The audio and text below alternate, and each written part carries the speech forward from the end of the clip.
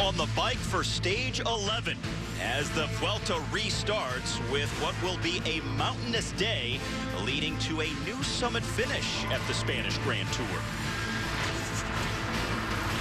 3 categorized climbs early in the day before a steep summit finish of almost 20 kilometers in length.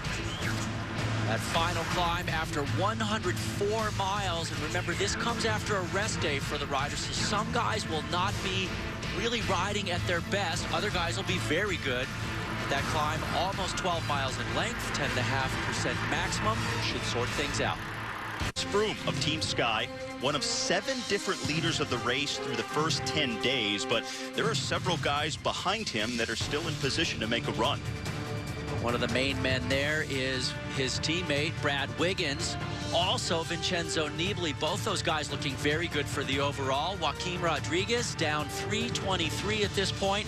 He has nothing to lose at this point. He is going to attack every time the road finishes uphill. Stage number 11 will start just about 15 kilometers from the Portuguese border in northwestern Spain today. And then the route takes the riders northeast before turning back southwest and then leading up to that new summit finish at 5,700 feet in elevation. That climb will come after 104 miles. Remember that when guys have a rest day like they all had yesterday, some guys really come out firing well. Other guys have a little bit of trouble opening it back up. Manzaneda, the ski station hosting the Vuelta for the first time ever, maxes out at 10.5%. Rain is in the forecast, and we'll have the live racing when we come back on Universal Sports. It's like a... We are with a large leading group that has an advantage of over 8 minutes on the peloton and just over 40K left to go on stage number 11. This is the largest breakaway we have had at this year's Vuelta, 19 riders strong. And because of this now 8-minute, 11-second margin back to the field, we have a virtual red jersey that's in this breakaway group, Fabio Duarte of the Geox team. He is 7:04 back of the red jersey on GC as the day started. You do the math, that puts him into the virtual race lead up there in the break right now.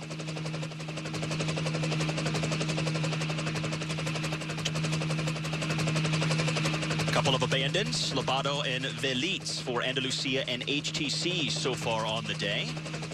As the riders come up on the final 40 kilometers, it's the largest margin that the break has had today. It went in stages, as a large group often does. It many times won't go clear with the number it ends up with ultimately. So this 19-rider formation that got together off the front went in various stages, and now forming the largest breakaway we've seen at this year's race. Back in the field, this is Joaquim Rodriguez, who's wearing the green jersey as the leader of the points competition. Suffered, as we anticipated, back in the time trial on stage 10.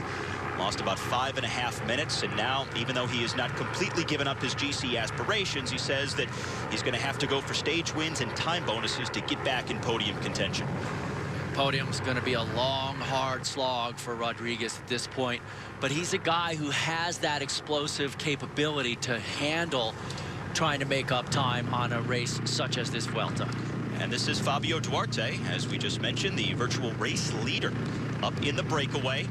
And he was among the last 3 riders to join the break. They had 16 for quite a while. And then Duarte was in a group with Amit Chiruka and Matthias Frank of BMC. They bridged across from the field. And it's paid off for Duarte, as he's the virtual race leader now with 40K left. This is our Road ID stage profile for this 167-kilometer stage. No flat roads between now and the finish. They have the Cat 3 that they're on now, and then the summit finish to Manzaneda. That'll kick up to over 10%. Duarte has been a little bit of a wild card in this year's Vuelta, Steve. He really has been in this Geox team in service of other riders that have been leading the squad. So we will see if he is able to produce a good ride here in the finale of this race. Sometimes he's a phenomenal climber.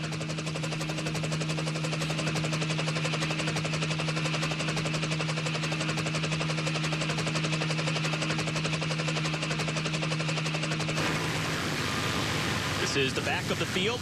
Igor Anton on the right, number 51 for Euskaltel. One of the top favorites coming into the Vuelta, but losing time in the mountains of week number 1. Euskaltel recalibrating their ambitions. And today they have 2 riders in the break, Amic Chiruka and Juan Jose Oroz. So this team now going stage hunting. But they won't give up on the podium, as Mikel Nieve is their highest placed GC rider, and he'll shoot for a top 3 as the race moves into its second half. Team Sky riding at the front because they have not only the red jersey, which you see there, but the man in front of him, Brad Wiggins, who's also well positioned on the general classification at just 20 seconds back of Chris Froome. So Sky with multiple options on the general classification. Luis Leon Sanchez on the right there in the orange colors of Rabobank was the highest placed man in the breakaway group until Duarte came across a little bit later on. But those are the 2 highest men up, and they have the most to gain. Luis Leon comes in 10-17 down in the general classification. Going through the second intermediate sprint point of 2 on the day. So that'll leave him with just the Cat 3 and the summit finish remaining in the final 40 kilometers. Duarte hitting the front now, actually picked up 2nd place in stage 5 of the Giro d'Italia earlier this year. And he's a guy who loves to attack the final climbs, but often his eyes are a little bit bigger than his legs are strong, and he sometimes overcommits too early on that final climb. The day after a rest day is always an unknown. Some guys are feeling frisky, others a little sluggish, because everybody comes off the rest day feeling differently. And some guys, remember, have had basically 2 rest days in a row. They had the actual rest day on Tuesday, but they used the time trial on stage 10 as a de facto rest day because they weren't in the mix for the GC or the stage win. And the guys, it's really up to them to figure out what the best way for them to approach the rest day is. Some guys can ride 1 hour really easy, and that's okay for them. Other guys, they have to do a couple hours, and they have to make some hard efforts, or relatively hard efforts, to keep everything moving in their body so it doesn't shut down. Stuart O'Grady there for Leopard Trek. That's the course map, the profile in his hand. Even though they have the race radio in their ears, it's sometimes nice to get that visual and have a good hard look at it. Michael Albacete coming in front of Vicente Reynes, who just missed out on a stage win on the 2nd day of racing as Chris Sutton beat him to the line for a stage victory. Albacete's been in breaks throughout the first 10 days of this year's Vuelta a Espana. Actually, Albacete and Reynes used to be teammates for HTC High Road. Reynes has come over to the Lotto squad with Andre Greipel as one of his lead-out men. Greipel not at the Vuelta, so Reynes actually getting the free hand to try his own field sprints.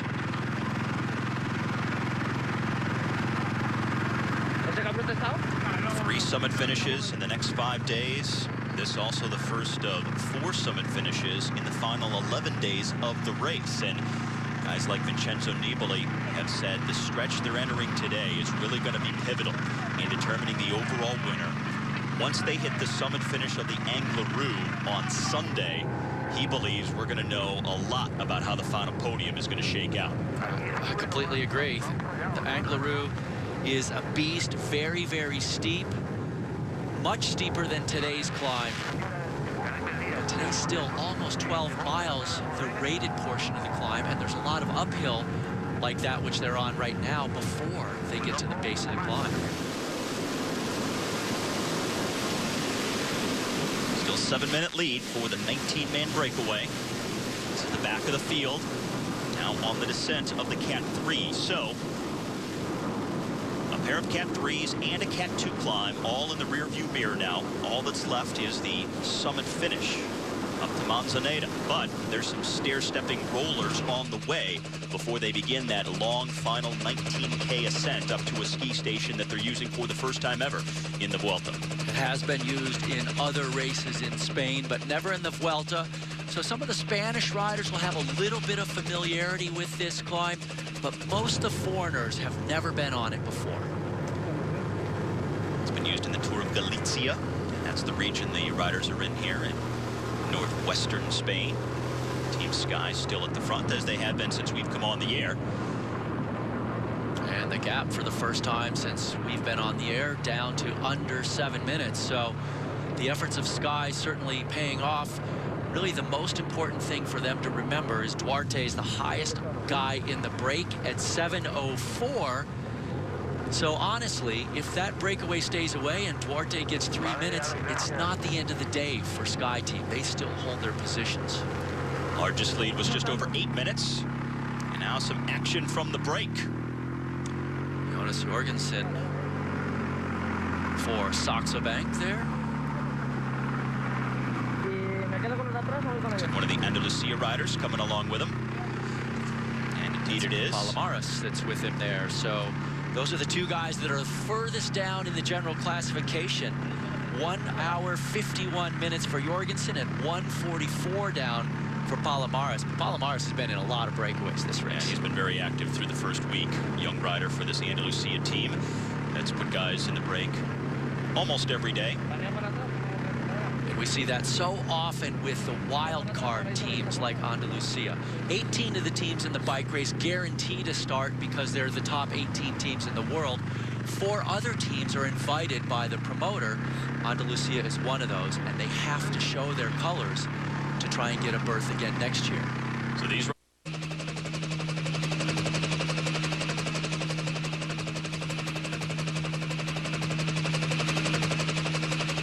all of the GC riders clustered in here. Joaquim Rodriguez in the green jersey is near the top of the screen for Katusha.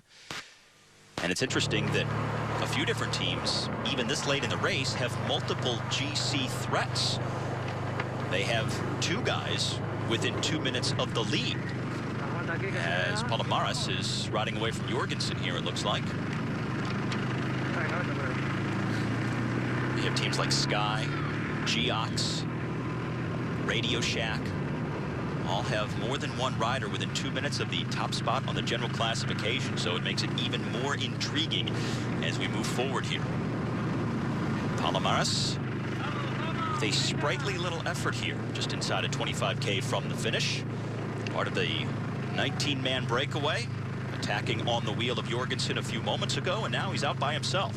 He already picked up the most combative award for stage number 8 at this year's Vuelta. He's been a stage winner at the Tour of Britain a few years back. And he's been in many, many moves so far in this year's race.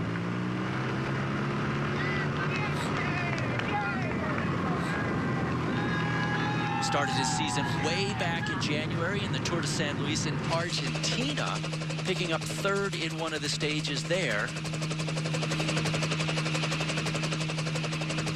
A lot of riders in unfamiliar positions. Vincenzo Nibali is the only man in the top 12 right now on the GC to have ever won a Grand Tour, as he won the Vuelta last year. He still sits in a prime position at 31 seconds down. It's a little bit tough for him to try and work his way around both of the Sky riders, Froome and Wiggins. Fuglsang, interestingly enough, has already said that he thinks he's going to lose time in each of the remaining summit finishes. He's not looking to move up in the general classification from 2nd to 1st. He's looking to hold on to a top 10. So half a minute now for Adrian Palomares at the front of the stage. I think you got to argue, too, that it's been Nibali and Wiggins, the 2 most consistent riders over the first 10 days. The 2 who have been looking the sharpest day in, day out. So the lead for Palomares over the field, 6.5 minutes as he closes in on the final climb. They are using the summit finish to the ski station of Manzaneda for the first time ever at the Vuelta. The maximum on the 19K climb comes just about midway at 10.5%. There are some steep sections early, however, that the riders will have to maneuver, and much of the last 8 kilometers is over 7%. However, you do notice as well that there are some short descents as you approach the finish, too. And this was moments ago. Jorgensen, second on the road, behind Adrian Palomares, and using every inch of the road. And then a little bit of off the road riding, but skillfully managed to not to lay it down in the ditch, and only took 1 foot out as it popped it back up on the road. It's almost cyclocross season, so Good to get a little off-road training in. As we're back to the front of the race right now, Adrian Palomares, the Andalucia rider, attacking from the 19-man breakaway a while ago.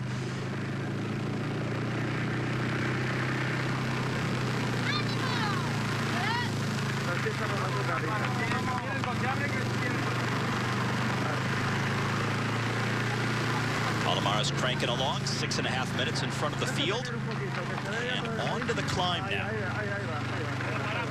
His final ascent, 19K long, averaging 6%. Does hit the maximum, about 10.5%. In the middle of the climb. In the very top, it actually eases up just that little bit. Still a ways away from the climb, the field. And since we've come on the air, they've only taken about a minute and a half off the lead of that big group up ahead. Team Sky still controlling the pace at the front. Once again, small roads, bumpy holes. Always poses a risk when you're in the large peloton flying along because you can't see those obstacles in the road. It's an easy way to get involved in a crash, get a puncture, have a mechanical.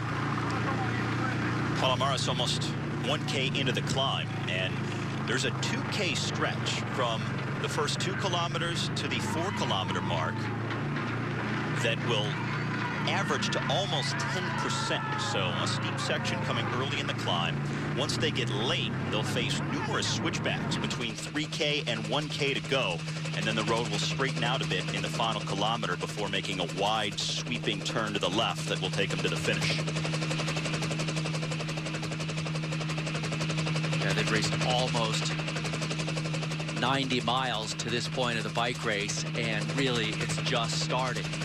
This final climb is already starting to splinter the breakaway group, which started out as 19, 2 men off the front. The remaining 17 riders here, you can see all the action starting to happen. Well, in that final climb, considering how large of a breakaway we've had, there are going to be guys all over the road. Some going forward, some coming back. Riders from this main field trying to spring forward. So you're going to have bodies littered all over this 19K climb at the end of stage 11. And some of the guys in the breakaway may end up being in a very favorable position to help their team leaders. If a guy like Duarte has an opportunity to help Kobo or Menchov on his Geox team, he'll wait for them and try and pace them away from other guys on the climb.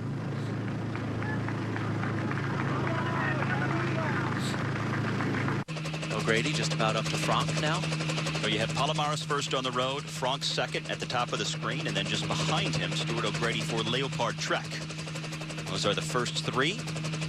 Chasing group of 16 behind them from the day's signature breakaway. Their leader Palomares with 16K left to go. Just inside of 6.5 minutes back to the main field. That's a response from the rest of that group, actually coming up pretty hard enough that one of the men just pulled out of the line because he was popping.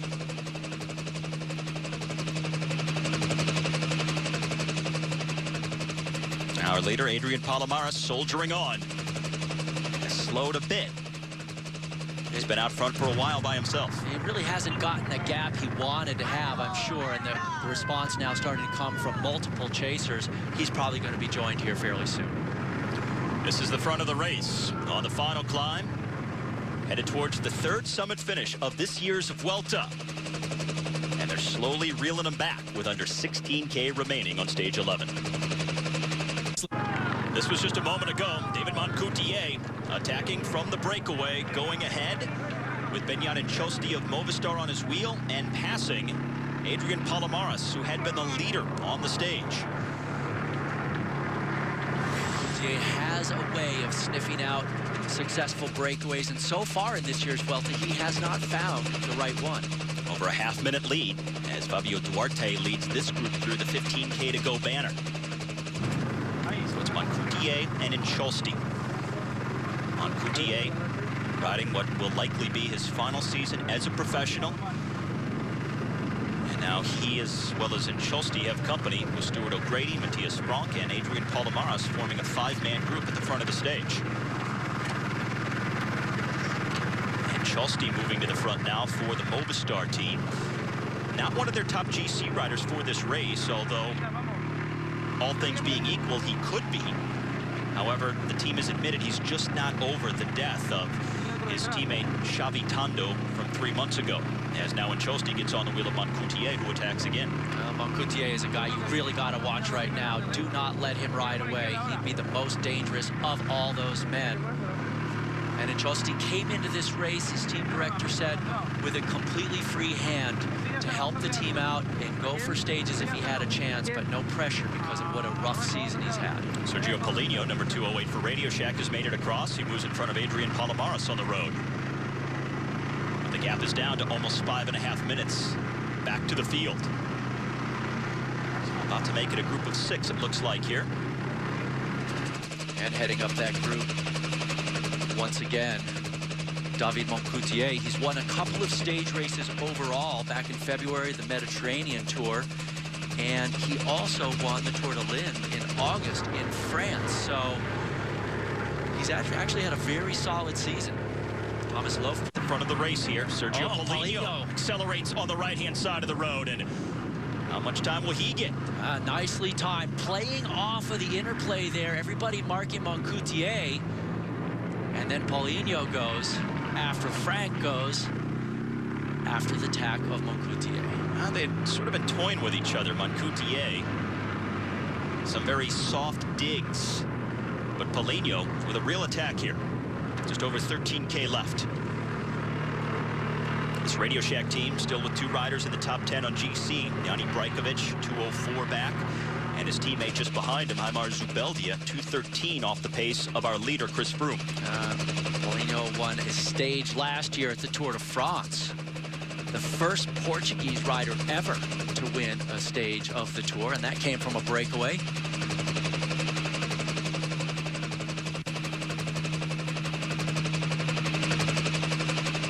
Now here comes Moncoutier, clawing his way up. Check that, 4th ever. I think I said first, but 4th ever. Moncoutier is a guy who knows this is a perfect type of climb for him. He doesn't excel in the steepest of summit finishes. He excels in the long, grinding summit finishes like this one. Well, in addition to what would be a record 4th King of the Mountains jersey at the Vuelta, Moncoutier says one of his big goals is just to win a stage. He hasn't captured one yet at this year's race. But today might be good for him because he doesn't excel at the steeper climbs like the Angleroo. So something that sort of eases up at the top like we have here today in Manzaneda could be a good stage for Moncoutier to try and go for as the field comes through the 15K to go mark. Tough way to go up a long climb. They've been attacking the breakaway, and considering the situation on the road, looking very good, like the winner is going to come from the riders near the front. There's just about a dozen kilometers left to go, and those front guys have a lead of 5.5 minutes. Polino getting dropped by Moncoutier.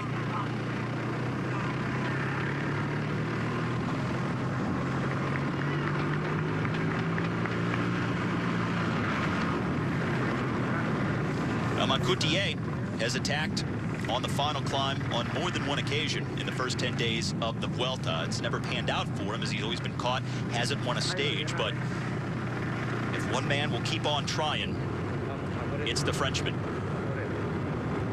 Back to the front of the race with David Moncoutier. 10K left to go to the summit finish of Manzaneda. Cofidis rider on the move out front by himself. Now, Bok Mollema is the highest placed Rabobank rider on the general classification, but not there. His teammate Steven Kruijswijk responding to the acceleration as David Moncoutier now hits the 8K banner. Kruijswijk came into today sitting nicely in 18th place at 3:52. A bunch of that loss came early in the race when he had a mechanical problem right before an important climb at the finish of a race.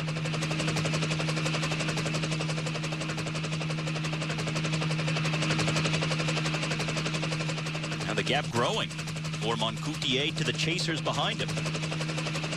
So he's extending his lead. He's got just an incredible diesel type of engine. He doesn't rev the legs very fast, which most guys have to do in order to stay good on a long climb like this. But he just sort of diesels and grinds his way up and never really slows down. 45 seconds, the gap for Moncoutier. Moreno, man who won a stage earlier in this race, comes in just one spot behind Kruijswijk in 19th at 3:59. Vicente Arenas for Omega Formulato has joined the group. Carpets at the front. So Carpets, Chris Anker Sorensen, Kruijswijk, Moreno, and Arenas. This group here, they have charged ahead from the peloton, so still quite a ways back as they chase up the road. Igor Anton struggling at the back of the GC group.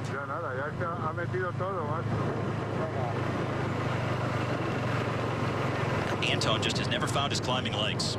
He really hasn't. Since the road first went up in the first week, that's really the most remarkable thing, that he's had trouble since the first climb they've done at this race.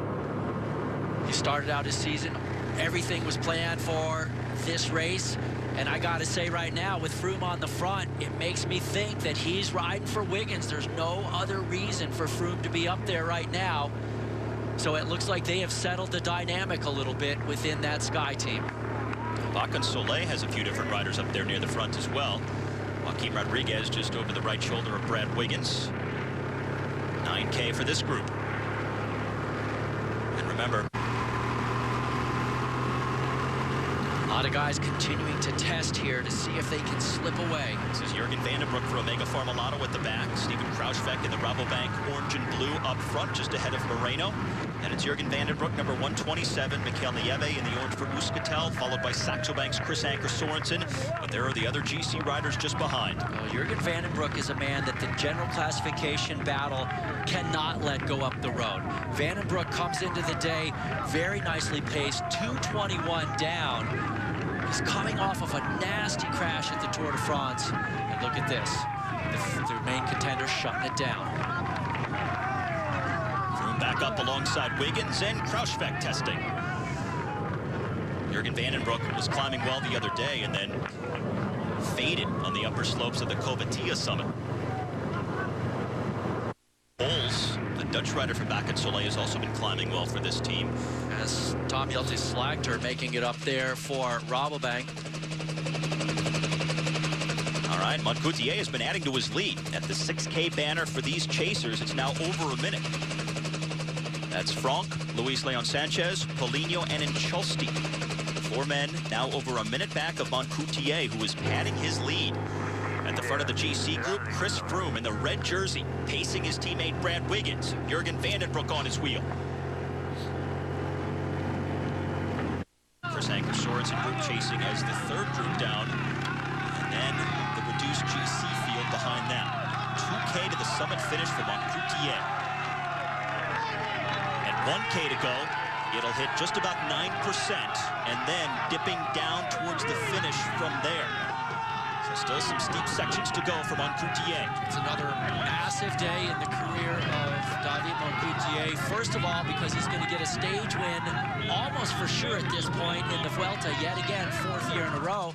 And second, it's going to put him in contention to win the mountains classification a 4th time. Never been done by anybody. Speaking of the mountains classification, that's Matteo Monagudi, number 18 for AG2R, moving into the mountains lead on the road today by picking up some bonus time on the earlier summits that the riders went over. Supplanting Dan Martin in the King of the Mountains jersey. And Amis Chiruka, part of the day's 19-man breakaway. He is with Monagudi right now.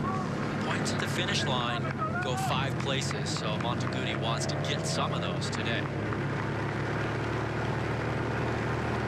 Chris Froome at the front, the red jersey. His teammate off to his right.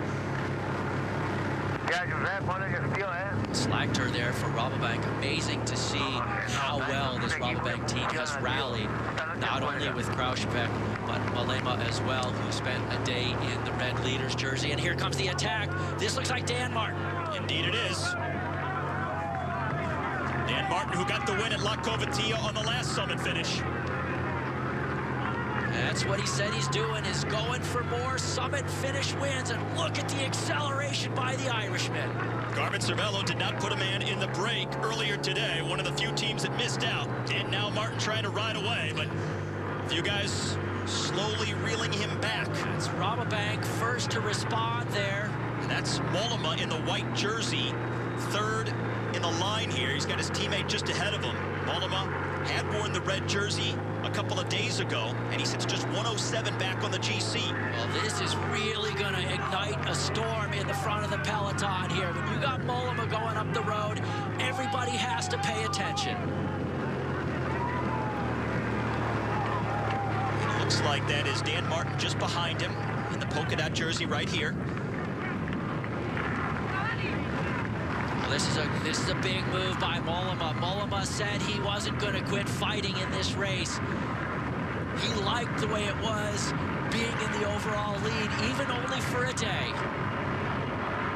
As Slagter pulling off now, so Mollema and Martin as they catch one of these other groups up the road. This is the other group that attacked ahead. Daniel Moreno, also Sergei Lagutin, Mikhail Nieve, and Chris Anker Sorensen. These guys looking around a little bit. They've been playing games. Well, let's see now if Mollema says, I can't wait for games at this point. That is Mollema in the white jersey at the top of the screen. Dan Martin is on his wheel. Then Daniel Moreno for Katusha behind him. Mikhail Nieve fourth. Sergei Lagutin fifth. And Chris Sorensen bringing up the back. This is the red jersey. Chris Froome losing contact just a little bit. Brad Wiggins is ahead of him here. Froome, it's, when you ride on the front like that, it is going to take you out of the race. So now Wiggins is going to have to be on his own with the other GC men. And the red kite, 1K to go to the summit finish for David Moncoutier. I wouldn't completely count Froome out yet. He may chase back up there to the Wiggins group. And how it's splitting up.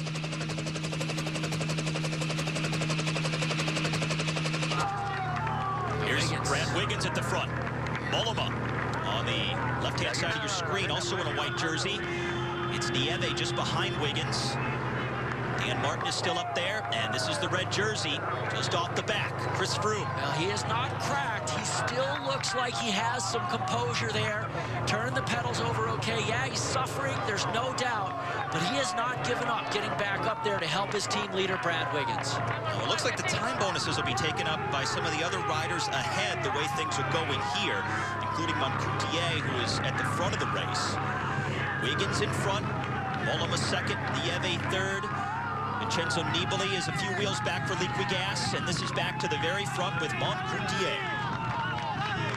Steve, certainly a great performance here by Moncoutier, but I think the tactics of Brad Wiggins are a little bit suspect driving the front of the field. There's nobody up the road here that can challenge him for the overall, and by riding really hard, he sets himself up for somebody to attack him late in the race and take a few seconds away.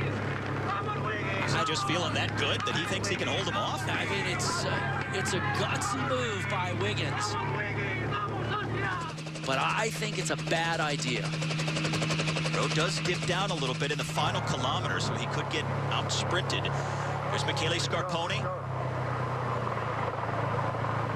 That's Menchov there for Geox, and he's starting to lose contact. Maybe Wiggins just feels there are enough guys that are close still that he can get more time on some of them and get them out of the picture for the future. And if the time bonuses get taken up by guys ahead of them, he just has to finish within the same pack to get the same time. But still, guys like Rodriguez have that explosiveness, and they may put in a fierce attack very late in this climb. Nibali could do the same. Well, Moncoutier, after 4.5 hours, coming up to the summit finish, extending his lead in the final kilometers of the climb. A guy who wasn't even expected to ride the Vuelta this year, but after the disappointing Tour de France, recovered his form quickly, decided to make a run at a fourth King of the Mountains crown at the Vuelta. Said his other big target was winning a stage, and he's at least 1 for 2 as he will capture his first stage at this year's Vuelta on the summit finish of stage number 11. And now Rodriguez attacking. That's exactly what I was talking about. Wiggins really set him up for that. the speed the Spaniard has as he just crushes it on this climb. Joaquim Rodriguez over 3 minutes behind Wiggins on the GC after losing all that time in the time trial. Rodriguez now down to 14th on the general classification. It looks like Rodriguez is actually big ringing this 10% portion of the climb. That is virtually unheard of. 1K left to go for J-Rod. This is exactly what he has to do. After losing the time on stage number 10, he'll have to use the 4 remaining summit finishes to try and take back that lost time. Question is, can he take back enough? It's going to be a painful final portion of the race for Rodriguez, putting in an attack that hard. It's so hard to stay on top of the gear after that. This is the finish. Moncoutier has already crossed over as the winner. Here's Benyat Chosti and Luis Leon Sanchez also crossing over. They were part of the chase group, so they take up the remaining bonus time.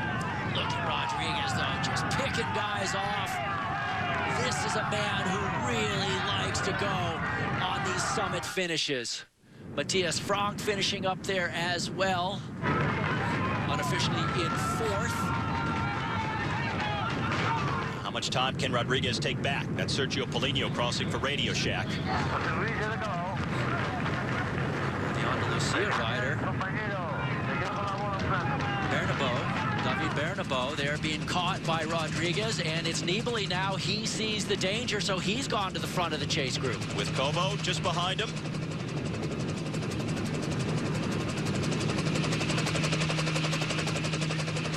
Sergio Pardia, the rider for Movistar, he's getting passed by Brad Wiggins. Now Wiggins goes back in front of Nibali.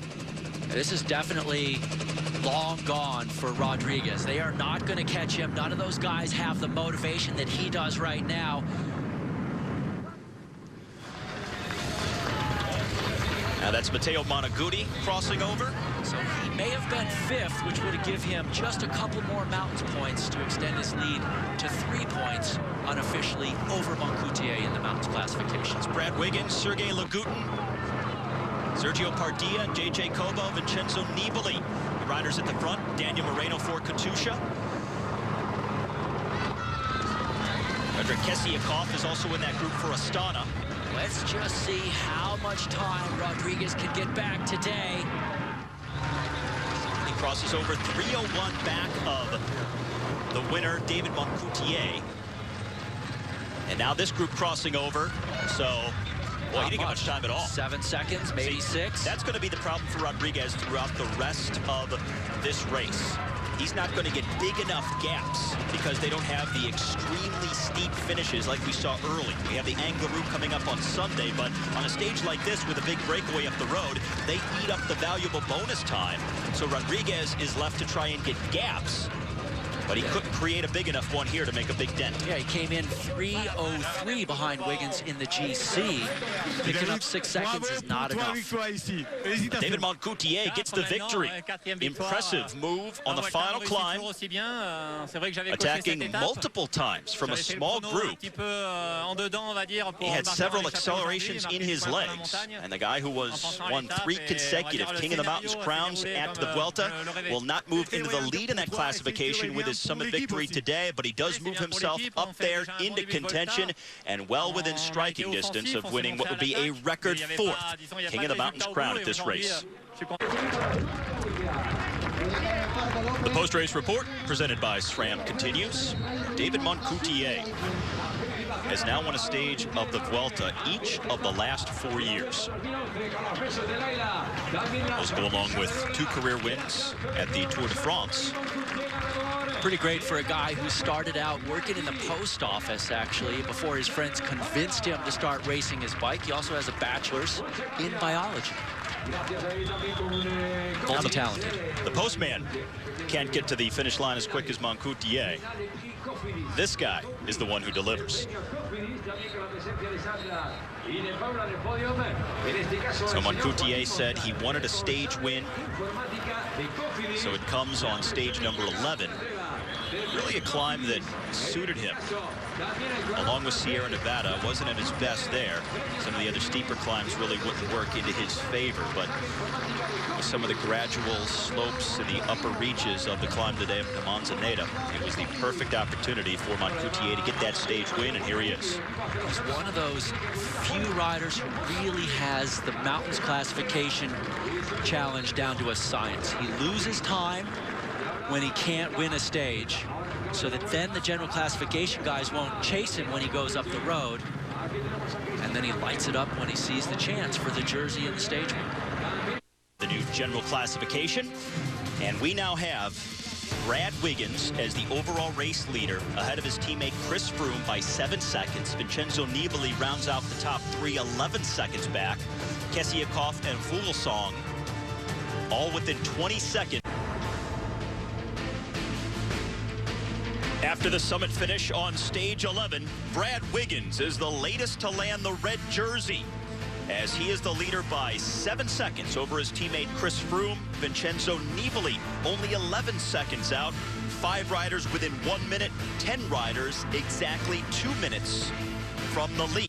It's as far west as the race heads this year, right near the Portuguese border in the northwestern quadrant of Spain. The riders will head north today, and they'll do a big circuit around a finishing town that's being used for the first time in over 3 decades at the Vuelta this year. The course, 104 miles, not particularly long for the guys. Couple of Category 3 climbs in the middle, but there are a bunch of smaller, unrated hills later in the race, including a little bit of uphill coming to the finish line to throw off just that little bit, the potential for a field sprint. And to start earlier, the sun in for Brad Wiggins, our newest leader in the red jersey. Liquigas, Gaston has Vincenzo Nibali well positioned just outside of 10 seconds back. And Pontarrayas was the town that hosted the start of the Vuelta earlier today. For the second time in its history, 1987 was the last time the Vuelta started in this medieval ancient town. And the riders were off under cloudy skies and much cooler temperatures. And we'll pick up the live racing when we come back right after this. A short while ago, Australian Adam Hansen of Omega Pharma-Lotto, part of a 4-man breakaway today, having an issue on the side of the road, getting a push from the mechanic, and as you can see, his jersey scraped up near his shoulder as he tries to catch back on. Hansen part of a break earlier in week 1 of the Vuelta. He was the last man standing at one point, caught just before the finish line, and now he's back up with his other 3 breakaway companions. Luis Angel Mate, the Spaniard for Cofidis, Jose Luis Roldan, a Spaniard for Andalusia, and the Ukrainian Ruslan Pogorny of Vaconsoleil, who's been in more than one break at this year's Vuelta. 4-man group with 67 kilometers left to go on the stage, and their lead is down just over 4 minutes. It's the perfect size group for the field to let go. This is a nice shot of Hansen's dirty jersey, a little bit of scraping there on the outside of his left calf as well. We didn't actually see what happened to him. We just got the images of the team mechanic pushing him off after giving him service, but he obviously crashed. All right, this is Brad Wiggins near the front of the peloton. Our 8th different leader of the race, as the red jersey passed over from the shoulders of his teammate Chris Froome, who took it after the individual time trial on stage 10. But now that Wiggins has it, it's going to get serious for Team Sky with regard to defending that jersey, keeping Wiggins in position. And for Wiggins to have this responsibility in his first ever Vuelta to try and win his first Grand Tour. Wiggins said coming into the Vuelta that everything was a bit unknown. He had the broken collarbone at the Tour de France. Didn't get much racing in prior to the start of the Vuelta, but now that he's passed the first half in such fine fashion, he's turned his attention to winning.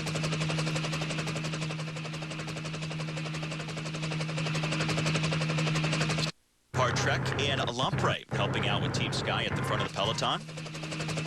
Leopard Trek riding for Daniele Benatti, a guy who has not won a stage yet at this race, but he thinks that this is a type of day he can win. And honestly, Marcel Kittel, I think, would be the guy that looks to be the fastest, but he has said before today's start that he's feeling a bit fatigued. And so it's a question as to whether or not he's going to have the top-end speed after getting up that final hill in the final half a mile of the bike race. But it's also his last shot. Kittel says he's pulling out of the Vuelta after today's stage, so maybe he's just going to empty the tank and see what he can do. Although some are saying that they think that little hill with 1 kilometer to go may be too hard for Kittel. It might be a perfect day for Peter Sagan. Sagan has been there on these sprints, and he's won a stage, but it was not a field sprint. But he has the speed, and he can also get up hills very well. Daniele Righi is at the very front of the main field for Lampre, and they're going to be riding for Alessandro Petacchi, who among the sprinters has been almost invisible at this year's Vuelta, but he says that this is a good stage for him. He's come over the mountains feeling well. His legs are good, and he says that the climb there in that final kilometer is not as difficult as the one on stage 2 where Chris Sutton launched himself from a small group to win, so Petacchi thinks that he could win today. Petacchi by far has the greatest number of wins in the Vuelta in history of guys in the race. He's got 20 victories in the Vuelta coming into it. Benatti, the next best guy in the race, has 4. The only other rider with more wins in Vuelta history, Delio Rodriguez, the Spaniard with 39, who hails from the start town of today's stage, Pontereas. Both Delio and his brother Emilio, both winners of the Vuelta in 1945 and 1950 respectively, coming from the start town, as Alvaro Pino, the 1986 winner, also a native of our start town today. So some rich Vuelta history on today's stage. As we're back to the 4 leaders, just inside of 63 kilometers left to go on the stage. Nobody within 40 minutes on the general classification here. So no threats to the GC. The big challenge for these guys on a flat day like this is that they only have 4 riders here to try and stave off the charging peloton. What they really want is like a group of 10. But the field at the beginning of the bike race is very careful. They chase everything down until they see a combination of riders that they think is okay to let go. Guys that are far enough down and a small enough group that they can control them and bring them back later on. Largest lead this group had was over 8.5 minutes at one point. Almost cut in half at this stage, 4:18. As they are coming into the finishing town here to begin a very large circuit. As they're entering Pontevedra, they'll go back and make a big loop around town. They will not hit the finish line in true circuit fashion. They won't see the finish line itself until the end of the stage, but they are coming into the finish town now, and then the big circuit begins for the last 62K.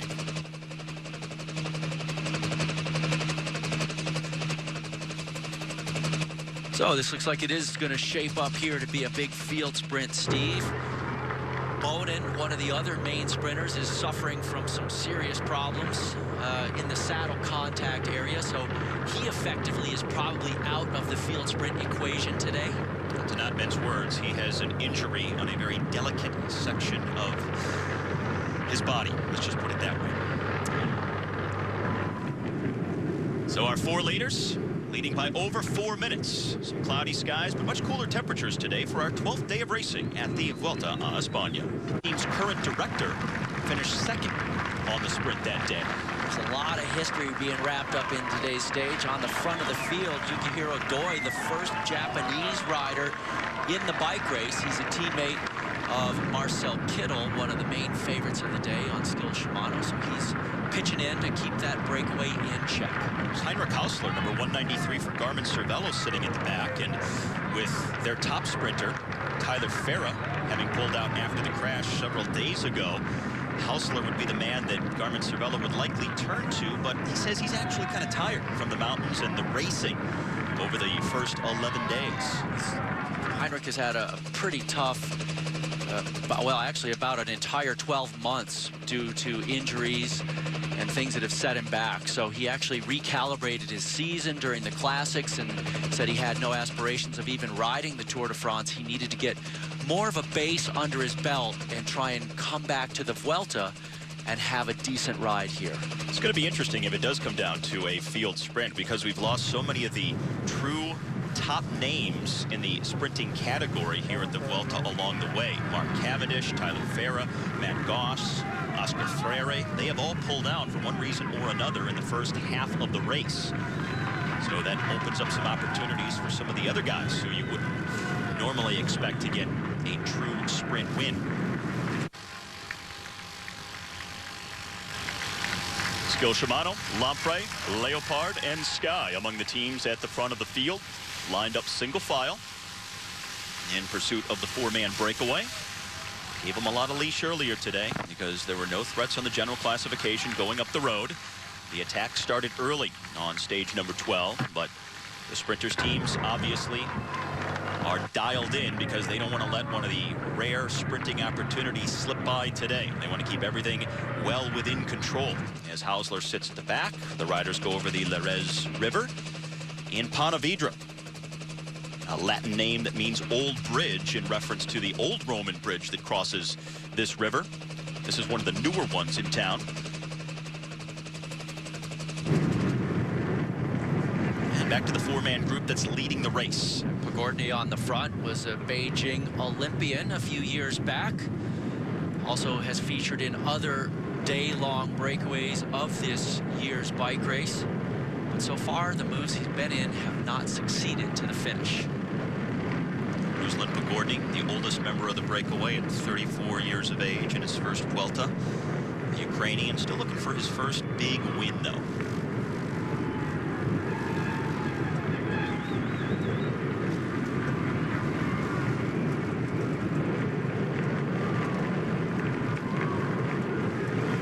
So riding out of the finishing town now, with still 56.5 kilometers left to go. Some of the cloud cover breaking up.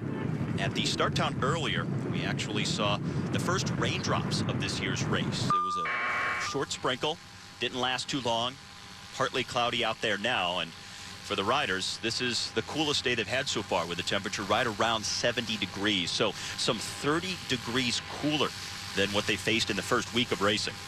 That's a welcome change for all these guys. The heat. I believe that's Adam Hansen.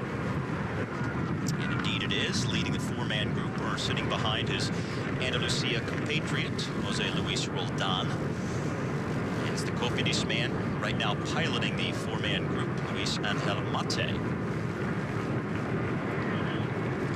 So Cofidis with a rider at the front of the four-man group. Of course, they picked up the stage win with David Moncoutier yesterday, giving us 9 different teams now earning stage wins through the first 11 days. Well, we've had a lot of variety at this Vuelta. 9 different teams winning, 8 different leaders. We've had 5 first-time Grand Tour stage winners and 5 different guys who have led a Grand Tour for the first time ever at this year's Vuelta. It's stunning, actually, when you think about how much it's been incredibly just wide open day by day. And today we have another shot at a new first-time winner here at this year's race. One of the guys targeting today's stage, who you wouldn't expect, is the sprinter from AG2R, Lloyd Monduri. And while some guys may study the profile, talk about it with their team director, the way he prepared for today's sprint, he had his in-laws arrive in town yesterday, and they videotaped the finale for him so he could watch it ahead of today's stage. Now, those are some nice in-laws. I mean, typically, you want to get rid of the mother-in-law. She burns the meatloaf. No, you have her in the extra bedroom for a few days, and then you want to kick them out. But, I mean, that's some... No, that's your in-laws. That's your in-laws, not mine. Those are some supportive in-laws, I must say. Well, you know, being a professional bike racer, it takes a big support crew out there. And it's not just your team, but your family, your friends, and anybody who can help you out. It all makes a difference. So having that videotape is awesome for Lloyd Mondry. The Finnish town surrounded by lakes, rivers, and mountains. Very beautiful region known as Galicia in northwestern Spain. And this is Igor Anton, the Euskaltel rider who has been struggling from almost day one. And really the remarkable thing about Antone is, as we've noted, he came in as maybe the biggest single favorite of anybody in this race. And he has had trouble from the very first day. It's not like it was last year when he took the race lead and crashed out. But he came in and really has had trouble since the road started to go up. Not what was expected of him at all. But he definitely has just floundered out on the roads. Every time we see the back of the field on a climb, he's usually there. He did crack the top 10 on one summit finish, and we were thinking that maybe he was coming around, but then right after that, he was back to suffering once again. So what do you make of it? He built his entire season around this race, peaking for his home Grand Tour, and yet, right out of the gate, he was struggling. What I make of it is that guys, you know, the human body is very complex, and getting your fitness just right. Denis Menchov, a former winner of this event, you know, he's also struggled with getting his fitness right, but not as much as Antone. So the thing about the human body is you do training, you race, you rest, and there's all these different ways to train. Intensity versus duration, how long your intensity is, how hard it is. And to get it just right, sometimes you make a mistake, and he probably came in and overdid his training and had gone over the peak and was already coming down when he got to the Vuelta. So he's just going to suffer. Riders will take in some nice views here. A lot of boats in the marina. Actually, Christopher Columbus had one of his 3 ships built in this town of Pontevedra. Really? Do you know which one? No. Well, you got 3 choices. Do you know all 3? The Nina, the Pinta, and the one that was built here, the Santa Maria. That's the one I'd go for, the Santa Maria. There you go. You can always count on you, Go-Go. Luis Angel Mate, the Spaniard, at the front of this group. For Cofidis, he was in the break on stage 7, and that was the stage won by Marcel Kittel in the field sprint, where Tyler Farah crashed, took out Michael Golis of Vaca Soleil as well, and many of the top GC riders were also caught up in the crash. 35K left to go on stage number 12. HTC High Road, Garmin Cervelo, and Skill Shimano, the teams riding at the front for their sprinters on what could be a field sprint finish here at the end of the 12th day of racing. There's Brad Wiggins on the left-hand side of the screen, overall race leader in the red jersey. Of course, we have talked about how he's coming off that broken collarbone from the Tour de France. And in that same crash, you might remember that it was Radio Shack's Chris Horner who also went down. This was stage 7 of the Tour back in July. A lot of riders hitting the deck. Horner was down in the ditch there by the trees. Wiggins in the middle of the road. And Chris Horner receiving some medical attention as he was back on his bike. It was the same crash where Wiggins broke his collarbone, but as Horner was rolling along, he got a little confused at the end of the stage. Did I finish the race? Yeah, I didn't finish. So I crashed the line? Yeah. You didn't crash the line.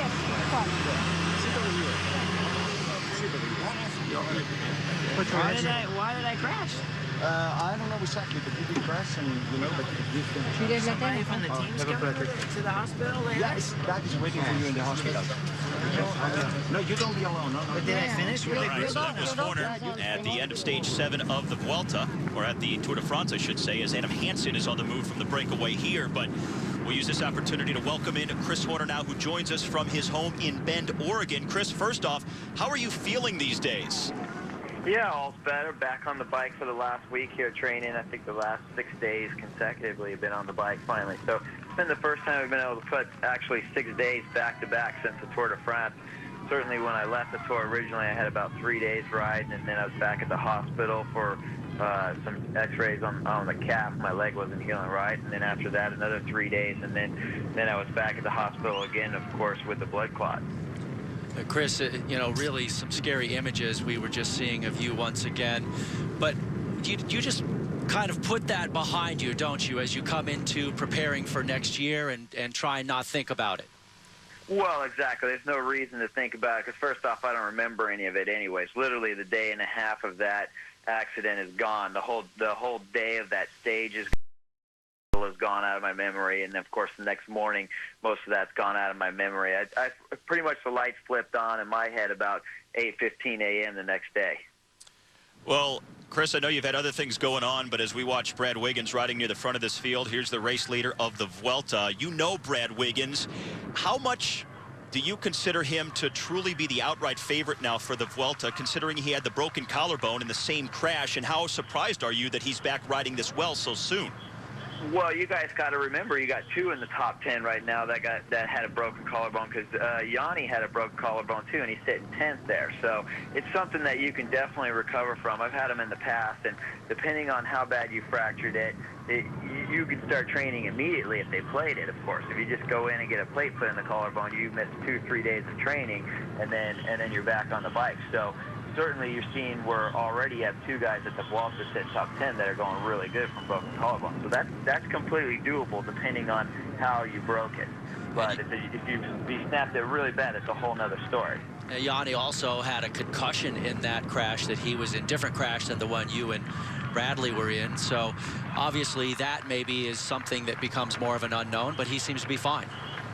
Yes, exactly. And you can see, I think a little bit with Yanni's form, it's not 100%, at least not from what I'm watching. I saw he had a fantastic TT, but his climbing skills aren't usually up to par to what they would normally be since his crash in the Tour. So maybe that's affected his climbing, because he's certainly not the most dominant climber there in the Vuelta at the moment. And usually in a field of this quality, he'd be exceptionally positioned right now. Well, Chris, being that it's the beginning now of September, what do you do now to prepare for next season? You're starting your preparation from a very different place. Is it just a lot of sort of slow, steady build-up this part of the year then? Exactly. That's what I'm going to look at. I would actually like to have a build-up that's kind of here in, I would say, September. It starts coming up really good near the end of September, early October. And that'll get the form back to where it would be if I was racing again. And then that way there you back off a little bit again in November. But normally I wouldn't start training until first week or second week in January. So this year I probably will head down to San Diego during Christmas time, so I can start 3 weeks earlier, so I can make sure that I'm in shape for the season. Because in all honesty, I always race all the way to Lombardy in the middle of October, and then on top of that, I'm doing some cyclocross races back home too to keep the fitness good. And then I take the last 3 weeks of December, or maybe last 2 weeks of December, first week of January, completely off the bike, and then I start training there after the first week or second week of January again. But so much time from July it's been off the bike, so I'll probably start trying to actually peak the form again, at least training wise, and then back it off a little bit, and then I'll start in early December to start bringing it back up. And not only that, you just got married recently, and in about a month and a half you turned 40 years of age, so the big 4-0 is coming up. What are the plans? Yes, exactly. The big 4-0 is coming up. So it's been a busy. July was a busy month. August has been a busy month, and so I've certainly had plenty of things to keep me busy. But I think plan-wise, it's just come into the beginning of the season with the best possible form imaginable, and turning 40 years old is going to put me into a whole nother status in cycling history, I think, after I start winning. All right, well, Chris, we appreciate the time, and best of luck in your recovery there in Bend. Good luck with the 40th birthday, and hopefully we'll see you in the new season next year. Oh, yeah, you guys will see me, no problem, man. I'll probably starting there at Perry-Nice or something. Great. Thanks, Chris. All right, thanks for having me. Chris Horner of Radio Shack. He has re-signed with them, by the way, so we'll see him at the outset of next year, yes. And probably riding as well as he ever has. He's been just incredible to watch over the last couple of seasons. The things Chris has been doing on the bike have really been incredible. 2 years ago, he won Pace Vasco, was second in the race this year, won Tour of California this year. You know, he was a guy that a lot of people, myself included, were really curious to know just how far he would climb up the standings at this year's Tour de France until he was taken out in that injury. I talked with him the last day of the Tour de France as well, and he said he plans on being back and being a contender next year. So Chris is a fighter, and he'll be back. All right, well, Adam Hansen having attacked this group, but it's just about over for him. Remember, on stage 2, he attacked late and was the last man caught from the breakaway, so also going long this time, but it doesn't look like he's going to ride away from his other 3 breakaway riders who he's been with for the majority of the afternoon. up a bigger fight, then they were able to rally behind him on stage number 2 when they got sucked up by the peloton. 27K left. Through the town of Cambaros, town of the second intermediate sprint point. Headed back towards Pontevedra, a town they entered earlier, but next time through it will mark the finish of the race. Question is, will it be a full field sprint?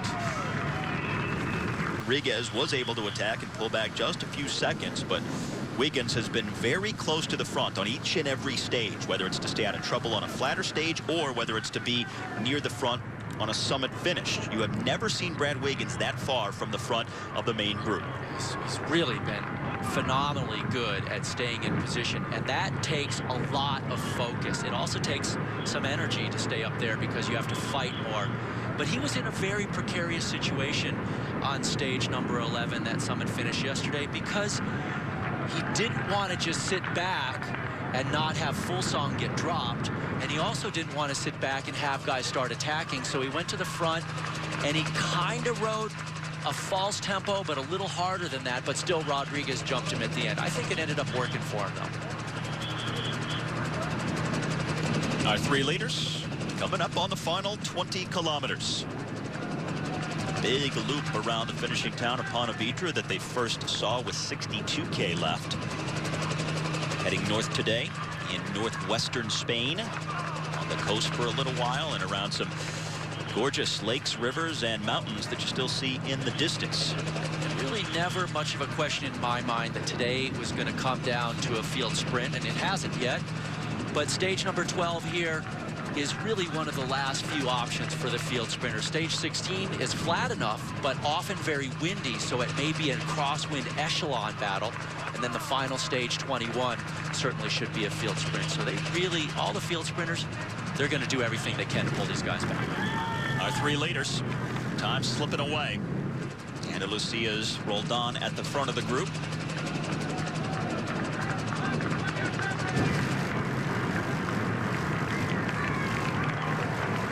So no matter of how long can they hang on. Started as a group of 4 that had a lead of 8.5 minutes at one point. Now it's down to 90 seconds. They dropped Adam Hansen along the way. He attacked them earlier. Since been caught, passed, and dropped. That's sort of, he got himself dropped, actually, by attacking, by just going a little too big too early. He strung himself out there, got himself into a place where he couldn't respond when they caught him. And they said, see you later, pal. Number 1 rule of the breakaway, don't attack the breakaway.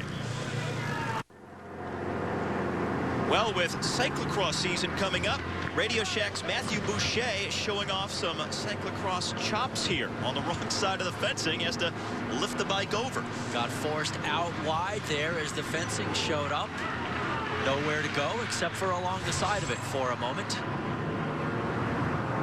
Nowhere to ride back into the course, so he just had to pop over. Albacini drilling it on the front right now. That's the big 6'5" figure of Johan van Sommer, and behind him, winner of this year's Paris-Roubaix. Just over a minute to our 3 leaders. 3 leaders are doing a great job right now of actually staving off the peloton. Yeah, the gap is coming down, but the peloton has really ramped up the speed over the course of the last 10 or 15 minutes.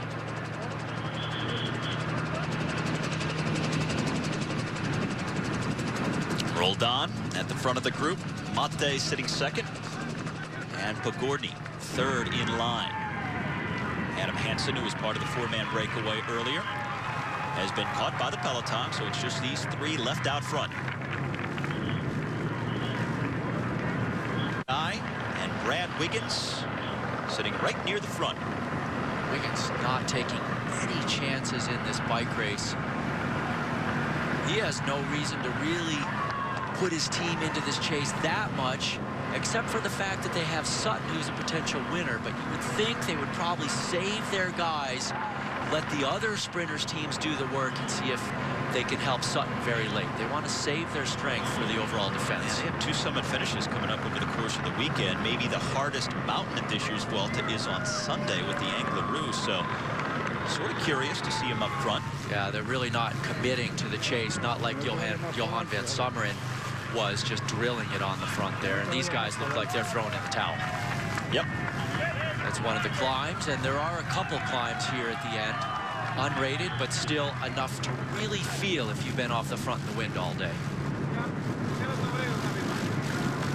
Undulating roads the rest of the way. Well, actually, they're still in it here. It looked like they were going to sit up and just ride across the road, but they're still keeping it steady. And the thing for Team Sky behind them is we'll get the visual here just momentarily. On most stages, flat or going uphill, they've been staying near the front. Not always setting tempo, but staying near the front, if for no other reason, to stay out of trouble. That's important. We've got attacks coming from the field now, so all kinds of guys looking for that option, that opportunity to get away. Lampre, HTC, and Liquigas. 3 important teams. That's Martin Velits, the Slovakian for HTC High Road, and also Marangoni, the Italian for Liquigas, there sitting at the back.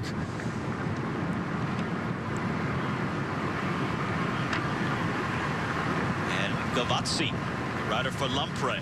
Gavazzi is actually a guy who we haven't talked about because he's always in the service of Alessandro Pataki in these field sprints. But Gavazzi actually could be well suited for this type of finish if the team were riding for him. He's got a good finish and he can climb pretty well. And these 3 won't go anywhere. 13K left for our 3 leaders up the road, but just with a gap of half a minute. You were near the back. It's one thing to save energy, but you can also do that further up in the field. And now we have a casualty from the breakaway as the Andalusia rider Jose Luis Roldan is dropped off the back. This is Pagordi right here for Vacan Soleil. So it's the Cofidis man, Luis Angel Mate, now at the front. He's up the road here in the red as Pagordi tries to pull himself back onto the rear wheel of the Cofidis rider. He's certainly going to make it. I don't know if we're going to see Roldan make it back up to these 2.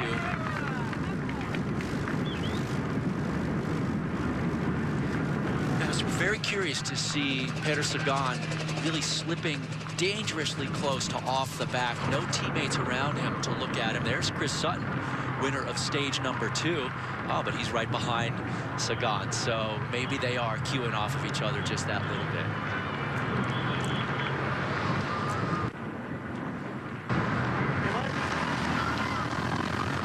So a dozen kilometers left to go. Just 2 leaders out front. As Jose Luis Roldan has been dropped, he's still out front of this group as the main field is charging along. And by HTC High Road, Lampre. Now Team Sky has faded from the front. HTC High Road, a show of strength here. Henrik Hausler, can he pull off a stage win in the absence of Tyler Farah? Team Sky reemerges as well with Brad Wiggins sitting up there near the front of the group. Leopard Trek riding for Daniela Bonatti. Lampre for Alessandro Pataki. HTC High Road will look to John Degenkolb and Skill Shimano. Dropping off the back, Marcel Kittel, we noted earlier, was feeling fatigued from the first 11 days of racing, and this doesn't look good for their chances. It appears as though Kittel was in trouble, so they sent the whole team back for him to make sure that he didn't have to do any extra work. They'll move him up through the group, get him in position for the next rise. They still have 10K to go to recover. It really depends on what the issue was with Kittel. This is his last day at the Vuelta, though. He's pulling out of the race tonight, so one last shot. 10K for the field, and 16 seconds is the lead for our 2-man group. So it's about to come back together as the sprinters look to decide the day here at the Vuelta. At 7K, the field 6 seconds back of our 2 leaders. So they are about to be swallowed up. HTC High Road at the front for John Degenkolb. Former world time trial champion Bert Gropsch on the front, the big engine there. That man is not afraid whatsoever putting his nose in the wind for these leadouts.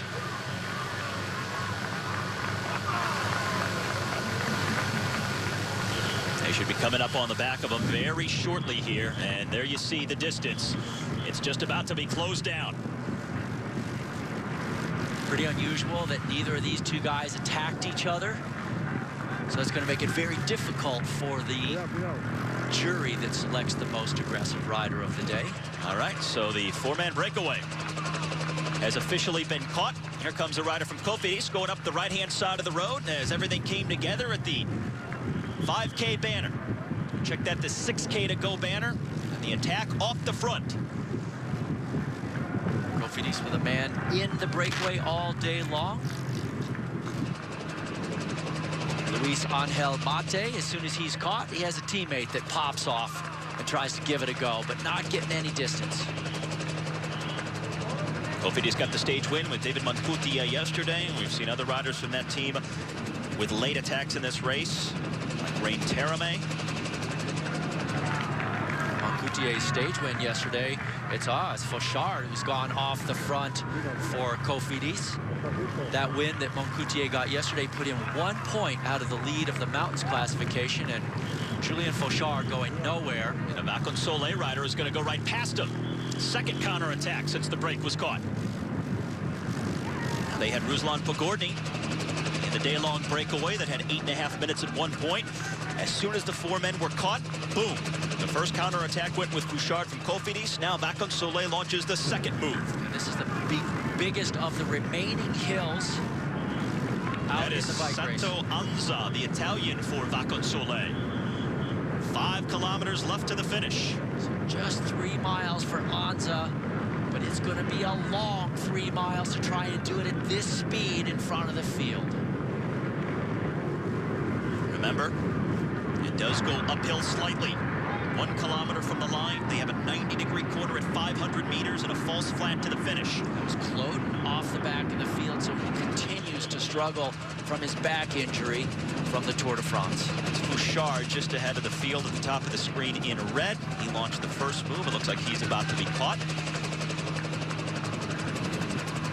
Leopard Trek bringing riders to the front, riding for Daniela Benatti. Skill Shimano moving up the left-hand side of the field after being off the back a few moments ago as they try to position Marcel Kittel, their sprinter, who's looking for his second stage win this year. And Anza doing everything he can to hold on, but look how quickly they just blow right by him. So Leopard Trek has it lined up. It's pretty impossible to stay in front of the lead out once it gets going.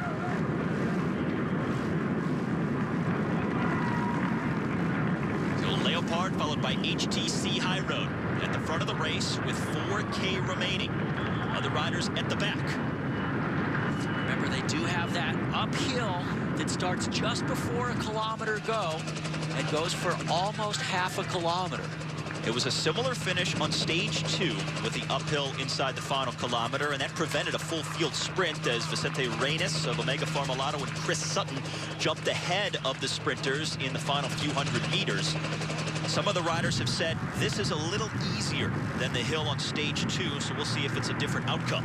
BMC just drilling it as these guys flying along at almost 38 miles an hour. First time we've seen BMC lend a hand to the chase, riding for their sprinter Greg Van Avermaet of Belgium.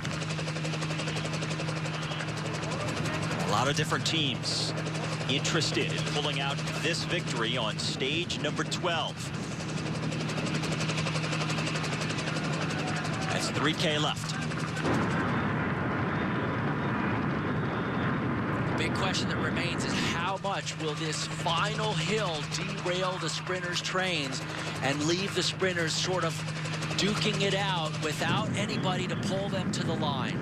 On that stage 2, that is the best barometer for how this stage may finish. HTC High Road really had it lined up in the final kilometers, and then everything came apart for them late. We'll see if a similar result befalls one of these teams that's trying to get it organized. Again, it's HTC High Road up there. Leopard Trek, BM Ski, Skill Shimano. A lot of different teams still thinking they have a legitimate shot at it. Now it's HTC with 3 men there. Skill Shimano has 5 riders up there. Petter Sagan is moving into place for Liquigas. He doesn't have any teammates around him. He could do well on that final hill. He's just sitting, he's actually infiltrating the Shimano, the Skill Shimano lead-out train on the right side of the bunch there. 4 hours in and 2K left. Stage 12 at the Vuelta. It's coming down to this. HTC High Road riding for John Degenkolb after losing sprinters Mark Cavendish and Matt Goss earlier in the race. Continuing to fly down the road, and they are just about to hit that final hill. It's not far away. Back into the finishing town of Pontevedra. Inside of 2 kilometers to go now, and it's going to start to go uphill momentarily. Can Sutton repeat the stage 2 victory he had on a very similar finish, but the hill was a little bit harder that day. They'll be going uphill by the time they see the red kite, meaning 1 kilometer left.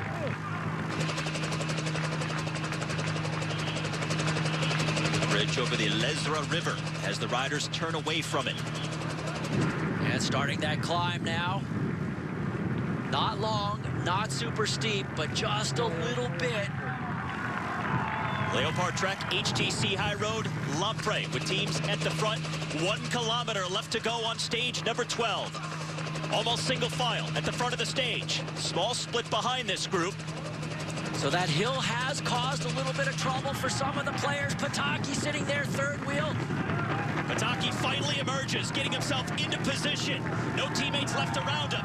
Bonatti in fourth wheel. He's in a great spot. Well, look at Cancellara moving up the left-hand side, pacing Daniela Bonatti. HTC High Road still there. Petter Sagan now moves into third position, right behind Daniela Bonatti. There's that 90-degree turn at 500 meters. Sagan and Bonatti perfectly in position here. Let's see who's going to pick first. Cancellara at the front, leading out Bonatti. Sagan on his wheel, then John Degenkolb. Tom Bowden is there for Quick Step as well. JJ Hayedo for Saxo Bank. Cancellara still driving it at the front. He pulls off. Bonatti now into a sprint. Here comes Sagan around him on the left. Degenkolb pulling up on his right. Petter Sagan going for the win. Bonatti trying to catch him. The final few meters of stage 12, and it's Petter Sagan. The 21-year-old gets his second Vuelta stage win. A show of strength by the Slovakian Petter Sagan, winning for Liquigas here at the Vuelta. Julian Bouchard of Cofidis would launch a move there. He would be caught, and in the end, Petter Sagan, the youngest rider in the Vuelta this year, picks up his second stage victory. Incredible ride once again by Sagan, who has a great sprint, but also is a respectable climber. So this would be the perfect finish with him, with the uphill coming into the finish line like that. Sagan finishing ahead of John Degenkolb, Daniela Bonatti, Alessandro Pataki, Tom Bowden, Greg Van Avermaet for BMC, who was in the picture. Petter Sagan now 13 wins this season. And it's his second win of this year's Vuelta as well.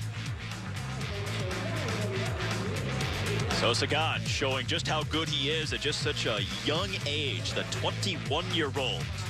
He gets the deuce, a pair of wins at the Spanish Grand Tour. He shows a maturity beyond his years and the ability to find his way in the bike race when things seem chaotic. He's raced in America on several occasions, picking up 3 stage wins at the Tour of California. He's been second the last 2 years at the Great Philadelphia International one-day race. So no stranger to people on American soil either.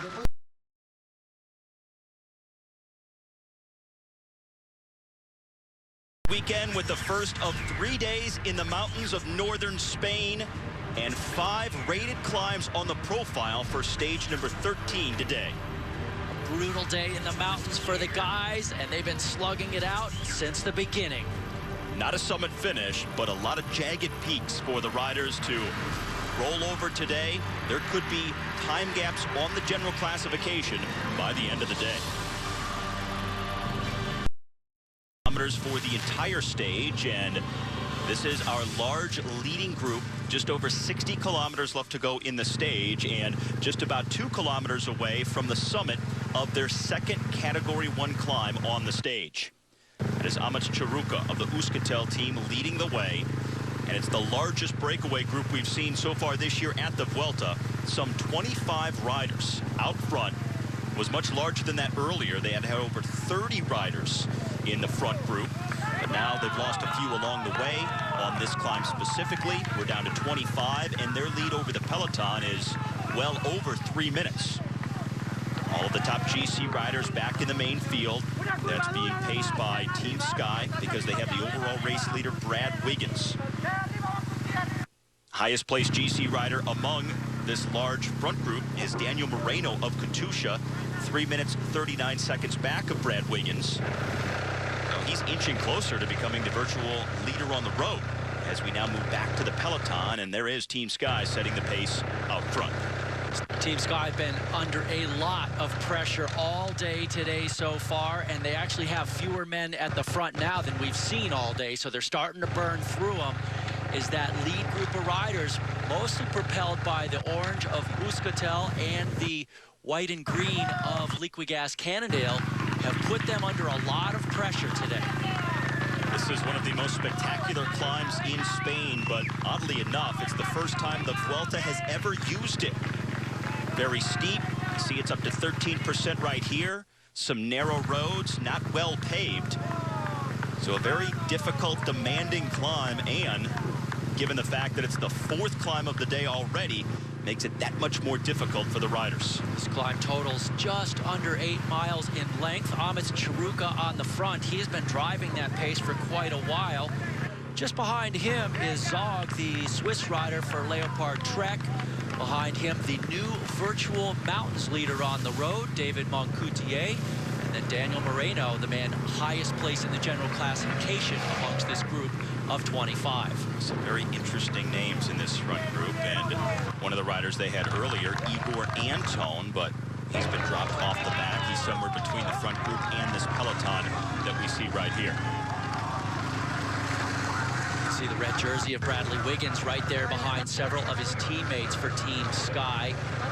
Wiggins has not had to come to the front yet, but still this group is lingering out there in that potential area to where Moreno could move into the virtual race lead because he's 3:39 down. Chris Sorensen also in that group at 3:47, and Nicholas Roche at 3:50 down in the general classification. And when you big picture it, given the size of the group and the lead that they have and their ability to maintain that gap because of the volume of riders in the front group, you're going to see some guys perhaps by the end of the day really moving up on the GC. Big time. Also Kevin Seeldraers, the Belgian on Quick Step, who comes in at 4:25. These are the types of guys, when they make a move on a day like today, it totally changes their perspective and they start thinking about a top 5 in the overall classification. Moreno could be thinking about winning. Makes it that much more difficult for a team like Sky to control the race because you have so many other guys. Then you have to start worrying about going up the road in a break. It's very complicated for Sky, and remember that the general classification battle has been getting tighter day by day. In fact, Bok Mollema yesterday picked up 11 seconds and he moved in to 6th place at only 36 seconds down. So the top 6 guys within 36 seconds of each other coming into today. It's been a very active day. This is not the first time that a large break has gone up the road on stage 13. We had multiple large groups forming earlier, including one group that had Brad Wiggins and Vincenzo Nibali, but they eventually backed out of that group so that a breakaway could go up the road because they knew that nobody would let them get away. So in order for a break to become established, they had to drop back to the peloton. But it just goes to show you what a weird active day it's been. That's what happens on these days that don't finish on a summit, because guys realize that they don't have to have something left for the finish, and it's all about making that breakaway. In fact, in the chaos at the beginning, Vincenzo Nibali, who started the day 10 seconds down, he got an intermediate time bonus sprint for 6 seconds. He now sits in 2nd place overall, so he has vaulted up. So these time bonuses have become critical at this stage of the bike race. Started with a group of over 30 riders. They were brought back. Then a group of 22. They were reeled in. And now here's Joaquim Rodriguez making a move from the field. Rodriguez was in one of those early moves also. He missed it. He bridged up to it. Then it got brought back. And now he is testing. He's just inside of 3 minutes back on the GC. There's Balk Mollema in the white jersey for Rabobank. Holding on to his top 5 on the general classification. This is the response of the GC riders. Vincenzo Nibali is there. Couple of wheels back, the red jersey of Brad Wiggins. Juan Jose Cobo of Geox. They get onto the back wheel of Perito. So far, the breakaway group hasn't shown that it has enough unity to really break the will of Brad Wiggins and the general classification men back in the field. It hasn't gotten out of control and gotten 5 or 6 minutes. It's lingered between 2.5 and 3.5 for quite a while. Here's our Road ID stage profile for the 13th day of the Vuelta. The red line, our large leading group, just about to go over the summit of the Cat 1. That'll leave them with 1 climb still to go, a Category 3 that'll top out just over 40 kilometers from the finish. As the gap comes down to just over 3 minutes.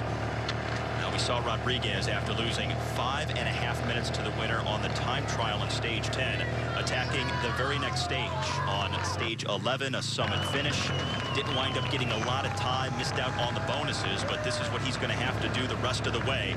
Attack, hope for gaps, and hope to finish in the top 3 to get some time bonuses to move back up in the GC. And unfortunately, behind the peloton here.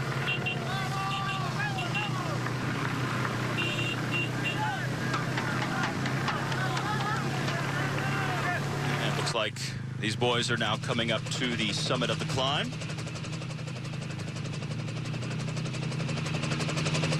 Now several different groups out on the road now because that front group has come apart somewhat. So you have some guys going back, other guys still going forward.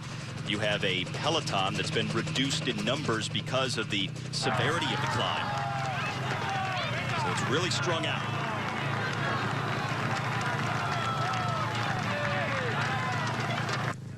And the fans encouraging the riders here, and there's not a lot of fans out in these mountains in the middle of nowhere. And this is the leading group going over the summit.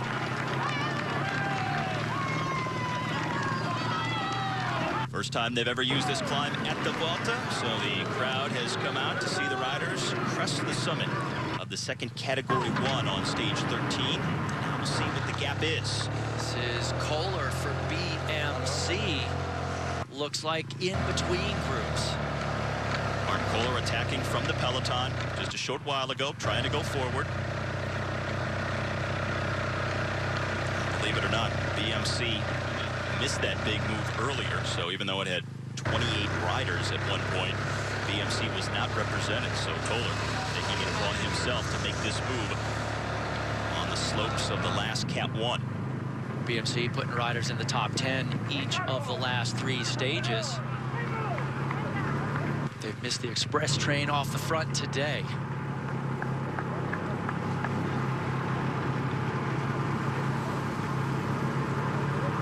This is the back end of the field.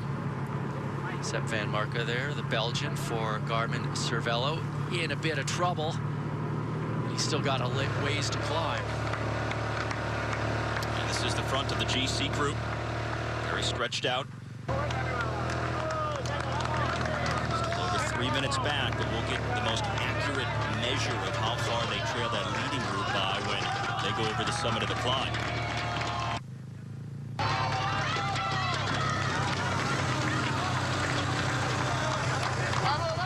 And now we are hearing that Taylor Phinney has abandoned the race. This coming via race radio. So the young American from BMC in his first ever Grand Tour pulling out on stage number 13.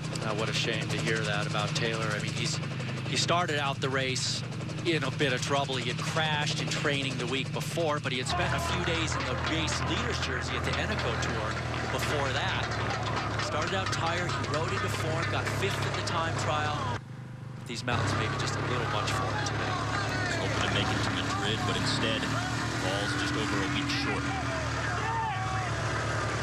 This is Kohler that they've reeled in.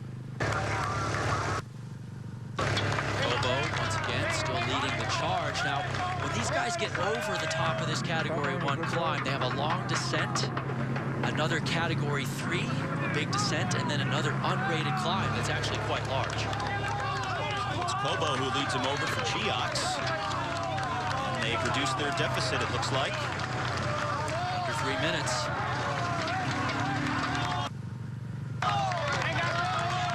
And Kobo getting a little bit of a gap here as he comes over the summit.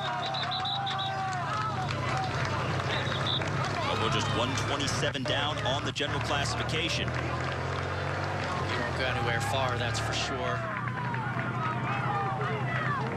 Other riders up there, Jakob Fuglsang, Maxime Montfort, Jürgen Vandenbroek. Red jersey of Brad Wiggins, Vincenzo Nibali, and Joaquim Rodriguez, all near that front of the peloton that's going over the summit of the climb. This is the back end of the reduced main field. Sylvain Chavanel rolling over. So, right around 3 minutes now for a large front group that is pacing the main field. Things very interesting here with 4 climbs down, still 1 to go on stage number 13. That's J.J. Kobo for Geox out front. Jürgen Vandenbroek is there, Jakob Fuglsang, Frederick Kessiakoff, also Joaquim Rodriguez on the left-hand side of the screen a moment ago in the green points jersey. And where the field really needs to make sure they stay focused is these sections where it's not just straight up climbing. When it's straight up climbing, it's easier to get motivated and keep the tempo going. But these flatter sections, they have to stay on the throttle or that breakaway group is going to get big time. Over the summit, and it was just about 3 minutes from the GC group out to the leaders of the race.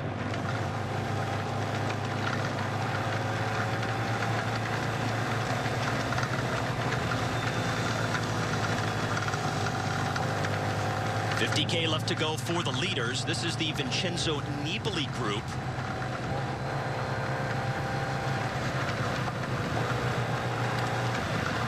So all kinds of stuff going on. These small roads, very tough to maneuver your bike on these small roads. And when the gaps open up, if you're back in the bunch somewhere, you may not even know that small groups have fractured here and there over the top of the climb. All right, so this is what's happening here with just about 50K left to go.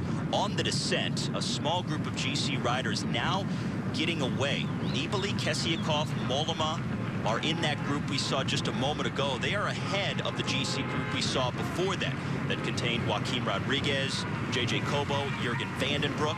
As well as the red race jersey league. The jersey of... Right. Steve, you can say that. Brad Wiggins, red jersey. Yeah, so a little bit of a split here and pretty unexpected at this point. Okay, so this is that Nibali group. So Nibali, Mollema, Kessiakoff are the 3 dangerous GC riders in this group that's just ahead of the red jersey group on the road. Kessiakoff, an Astana rider there. And our road ID stage profile, red line, the leaders on the descent of the Cat 1 headed towards the Category 3 climb that'll finish off the 5 rated climbs on the day. Remember, we still have that large group out front. Started as a group of around 28 at the front of the race. They've lost a few along the way. Still over 20 riders. And here are the deficits back to the Nibali group that we're staring at here. And then just inside of a half minute back to the other GC contenders. So this is actually a very critical moment of the bike race. You can see Nibali has at least 1 teammate in this group. Kessiakoff also has a teammate in this group. Kessiakoff, the Astana rider, came into the day in 3rd at 9 seconds. He's been a guy that has been quietly lurking right there in podium contention. Mollema just 36 seconds back. Nibali has already made up 6 seconds at the first intermediate sprint because he got maximum bonus time. So he's moved himself to 4 seconds out of the red jersey. Thomas Lofquist back here with the red jersey of the overall leader, Brad Wiggins. And that's the group that fractured off over the top of the climb and on the descent. Looks like what happened is Nibali went clear first, as you might expect because he's such a great descender. Mollema responded right away. Kesiakov also jumped in there, but Wiggins and some of the other GC guys sat back. JJ Kobo, Jakob Fuglsang.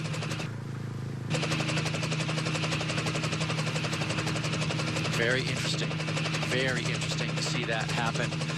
And that's definitely a moment of inattention for Brad Wiggins.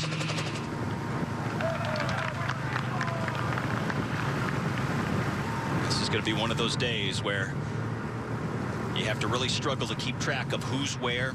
Big groups in several different spots on the road. And definitely a GC battle taking place here. Even though the final summit is so far from the finish at over 40 kilometers away, this is why we said at the top that there could be gaps at the top of the GC by the end of the day. So the front group still has over 2 minutes on the Nibali group, and they still have just inside of a ½ minute on the other top general classification riders. Under 50K left to ride on the stage. Special guest at the race today, the 2008 Vuelta champion Alberto Contador, riding in an official car with Abraham Olano, the race's technical director. Contador saying that he'll race the Vuelta again next year for the first time since his 08 triumph. Interesting that Contador at the beginning talked about how open the classification was, and he still believed that Nibali would be the favorite, and sooner or later Wiggins would lose time. Right now Wiggins is trying to save that time loss. Maybe sooner rather than later, the way things are developing here today, because some of his GC rivals have broken clear. They have about 24 seconds on Wiggins on the descent of the Category 1 climb. Nibali, Kesiakov, and Mollema, the three most dangerous riders in a small group that is in front of the Brad Wiggins group. And that Nibali contingent has also bridged across to what was a small chasing group that formed earlier, trying to go ahead to the large group of over 20 riders at the front of the race. And that group contains Sergio Pardilla, the top GC rider for Movistar. Well, there's a lot going on. Pardilla is 3 minutes down in the general classification coming into today. And it looks as though it just came back together there, Steve. So it looks like Wiggins marshaled his troops up to bring back the Mollema, Nibali, Kesiakov group. And this is now the leading group. And because of those attacks, their margin back to the main field is now down under 2 minutes with 44 kilometers left to go. So with that Nibali group attacking the way they did and Team Sky having to work to bring them back, that's cut into the margin of the overall race leaders here on the road. Sitting second wheel, Chris Anker Sorensen, the Danish rider for Saxo Bank Sundgaard. He's a man that's 3:47 down, so he's one of the chief men to profit from this breakaway. He and Daniel Moreno are the highest placed. Euskaltel has been riding at the front of this leading group most of the way since we've come on the air, and that's because they really targeted this stage. They put 4 riders in this group when it first started. They have lost Igor Anton along the way, but as the race moves into the Basque region of northern Spain, they are very sensitive to the fact that they need to represent their home region, try to win a stage, perhaps move into the red jersey at some point. So they've been riding at the front of the stage, and now back here, this is Brad Wiggins just ahead of Joaquim Rodriguez. Dennis Menchov there, getting some food out of his jersey pocket. It's probably some scary moments there for Brad Wiggins, seeing so many dangerous guys going up the road. It looks like they have neutralized the move.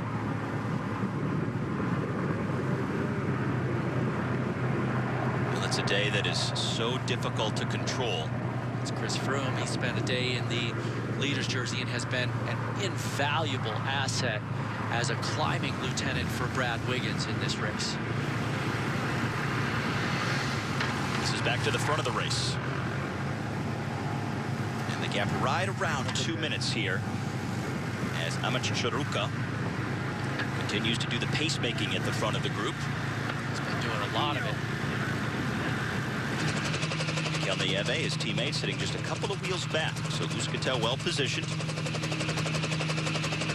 Trying to inch that margin up beyond the 2 minute mark once again. And if you think about the general classification, Radio Shack with a couple men knocking on the door of the top 10. Zubeldia and Brajkovic. Our leaders going over the summit of the climb.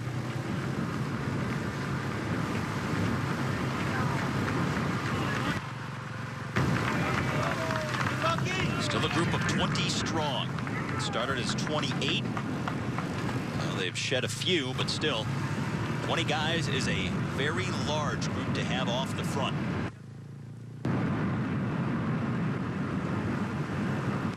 These guys still not showing a ton of organization. A lot of guys freeloading off this breakaway, sitting on, hoping that they can get a stage win and benefit from the work of others because it's such a big group. So now on the descent with all of the categorized climbs behind these riders, but still an unrated climb to go and some undulating roads in the final 40K. Up here, Falk Malama in the white jersey, Brad Wiggins in red, and Team Sky with a few other riders from other teams coming to the front. And look at this, Wiggins now moving into third position ahead of his teammates, just behind Sergio Paulinho of Radio Shack.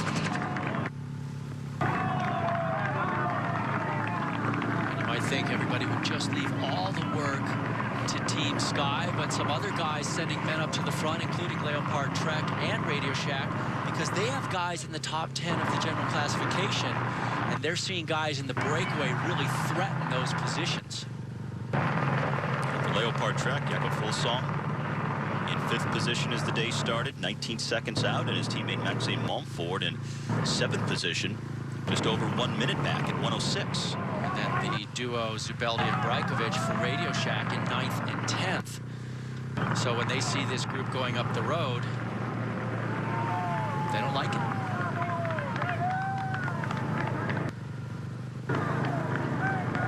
Summit at 41.5K to go in the stage, so our group of 20 at the front of the stage has already gone clear of that. Clock counting to when this group will go over. This is a very welcome relief for Brad Wiggins and Team Sky. If none of these guys helped him, it would put them under much more pressure to control that lead group. There's the summit in the distance on the right-hand side of the screen.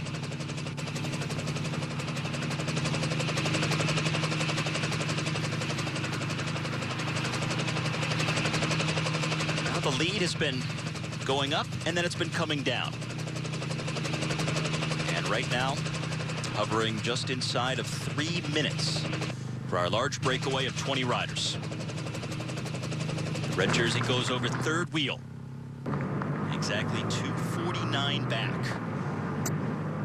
So all the major climbing is done, and unrated climbs still to go, but a lot can happen with some of the rolling terrain awaiting in the final 40K. Some of the ominous clouds that were hovering above have parted. Now partly sunny, pleasant conditions, temperature in the low 70s for the final 33 kilometers of stage 13 on this Friday at the Vuelta a Espana. This is the descent off the category 3 climb, but still a long way to go to the finish. And they have one more unrated climb that, oddly enough, will summit at the second intermediate sprint point of the day. Only in Spain. Yeah, only in Spain at the Vuelta do you climb up to an intermediate sprint. They typically reserve those for the fast guys, which are not the climbers. So you would think it would be at the bottom of that ascent. And remember, the first intermediate sprint was much earlier in the stage, just 25K in, and Vincenzo Nibali surprised some of the other GC guys. He went through there first and picked up a 6-second time bonus. Big deal for Nibali to pick that up. Moved him to within 4 seconds of Wiggins for the overall lead. You get the feeling that's what the second half of the Vuelta is going to all be about. Cagey little moves like that to get small gaps, to get time bonuses here and there, and then especially at the finish line where it's 20, 12, and 8 for the first 3, because you have so many guys in contention that are separated by just a few seconds. It's hard to watch everybody, so some guys are going to try and slyly sneak away to take time here and there where they can. It's quite amazing to consider 13 days of racing in. The top 6 are only 36 seconds apart. To the field of GC riders.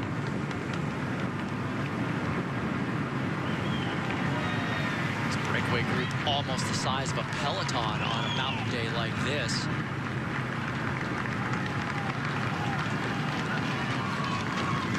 And Nicholas Roche at the back there. There's a very dangerous man in the breakaway. He's a guy who's got a good sprint. He could easily win this day, but he also comes in high in the general classification at 350 down, so he'll be moving way up. Riders today heading northeast and then turning back towards the southeast for the 13th day of racing. Coming down towards the end of the stage, they'll face two 90-degree corners just before they hit the red kite and the final kilometer. But once inside that last K, it's pretty much straight and flat all the way to the line. There's just a couple of roundabouts, but certainly nothing too technical or difficult once you're into the final kilometer of racing. Most of the heavy lifting coming in the first 157 kilometers of this stage. And a lot of heavy lifting it has been for these guys. Breakaway didn't get established till almost 30 miles into the race, but it was not without trying by many guys. There were multiple moves that went up the road, big ones as well, just as big as this. It's been a day of large breakaways going up, being caught, and then other breakaways forming after that. The red jersey was even in one of the earlier groups, Brad Wiggins.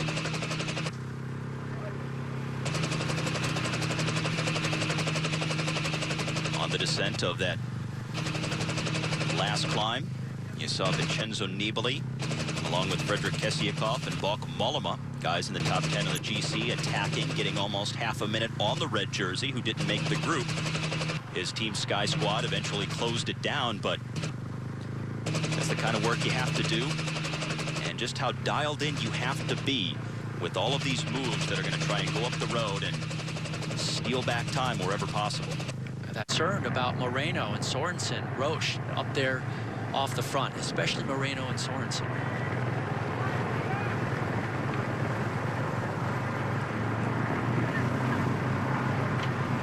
Igor Anton back with this group. He was in that front group earlier today, one of 4 Euskaltel riders in the initial breakaway of 28.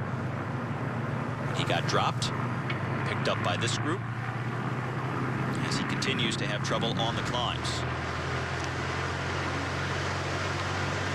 So Liquigas, Astana, Leopard, Radio Shack, and Sky in that order at the front of the main field. Brad Wiggins has one teammate ahead of him. And now it looks like Roche going for the intermediate sprint here for AG2R. He's got a lot of pop. Moreno sitting there in third. And Sealdreyer's in second. Now Moreno trying to come around, and can he get it? Looks like he's going to get 6 seconds there. Daniel Moreno, highest placed guy on the GC in the front group, and he's going to get the maximum points and time. So a 6-second time bonus for Daniel Moreno, the stage winner in week 1 at the Vuelta, guy who wore the red jersey, and at one point the leader of the King of the Mountains competition. He's been very good in this race. We didn't see the line there, but it did look like Sealdreyer's ended up second, and Roche ended up third.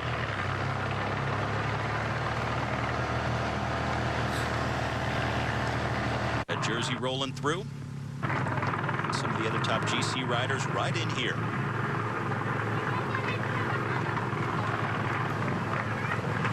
Now, most of these guys pointing to this weekend as potentially the ultimate in deciding the Vuelta this year. Very pivotal. With the back-to-back summit finishes. And now the peloton going through the intermediate sprint point at 2:43 behind our breakaway group of 20 riders. So it's stretched back up a little bit, closer to 3 minutes now. So what do you think from here? No more serious climbing, some undulating roads, but it really will start to flatten out the closer they get to the finish, and then very flat in the run-in to the line itself. I think what's going to happen is that this field is going to actually continue to bring back time now overall from here to the finish, with all these teams coming to the front. Radio Shack, Liquigas, Astana. They see the danger of having Moreno up there threatening their top 10 guys in the general classification. So there's a lot more guys pulling. That's really going to spell a little bit of, well, a lot less leash for the breakaway, basically. I wonder when that breakaway will start cannibalizing itself, attacking each other. Sunday wraps up with the trip up the Angleroo. The iconic mountain stages of the Vuelta, but being used for the first time in 3 years. It's going to be interesting because a lot of these riders in this year's Vuelta are not familiar with the Angleroo. They've never ridden it. So having such a difficult climb that could be so decisive in determining the overall winner, and guys not familiar with it, we could really see some action. That'll be on Sunday, on a summit finish on stage 14 preceding that, and tomorrow's summit finish is brand new to the Vuelta. Could be another surprise for the riders in store. They've got the pleasure of stage 17 in the final week up the Peña Cabarga as well, the final summit finish of the race. So it's not over after this weekend, that's for sure. Starting today, 5 riders within 1 minute of the leader. Top 10 separated by no more than 2 minutes. Already some subtle movements on the GC today, with Nibali picking up a time bonus, so he's improved his position. We'll see what kind of gaps may open here in the final 23 kilometers of stage 13, with still a large leading group out front. Well, glory is a fading thing. 1 minute you're picking up time, challenging for the GC.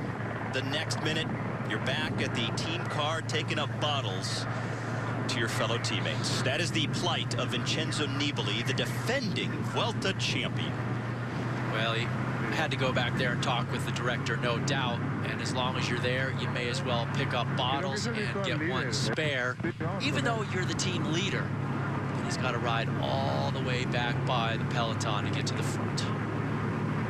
Now, the definition of no I in team. The ultimate team player. This is Gorka Verdugo, front of the breakaway.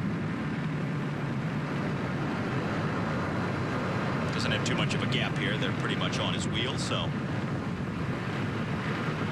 checking out exactly where everybody stands as he's leading a 20-man breakaway with just over 20K left to go on the stage.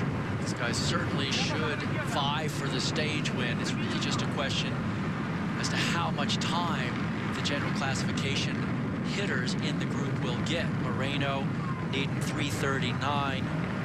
That's the big benchmark from that group. Now this is the reduced main field. That's 246 behind. Lost a lot of riders on those last few climbs. Remember, they've done 5 categorized climbs today. 3 Cat 3s, 2 Cat 1s, and then that unrated climb just a few moments ago up to the second intermediate sprint of the day. That's 2 more categorized climbs than any day they've had in the race so far.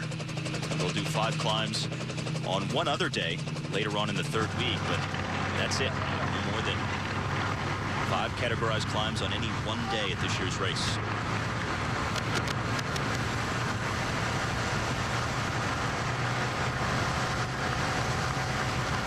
Front of the peloton.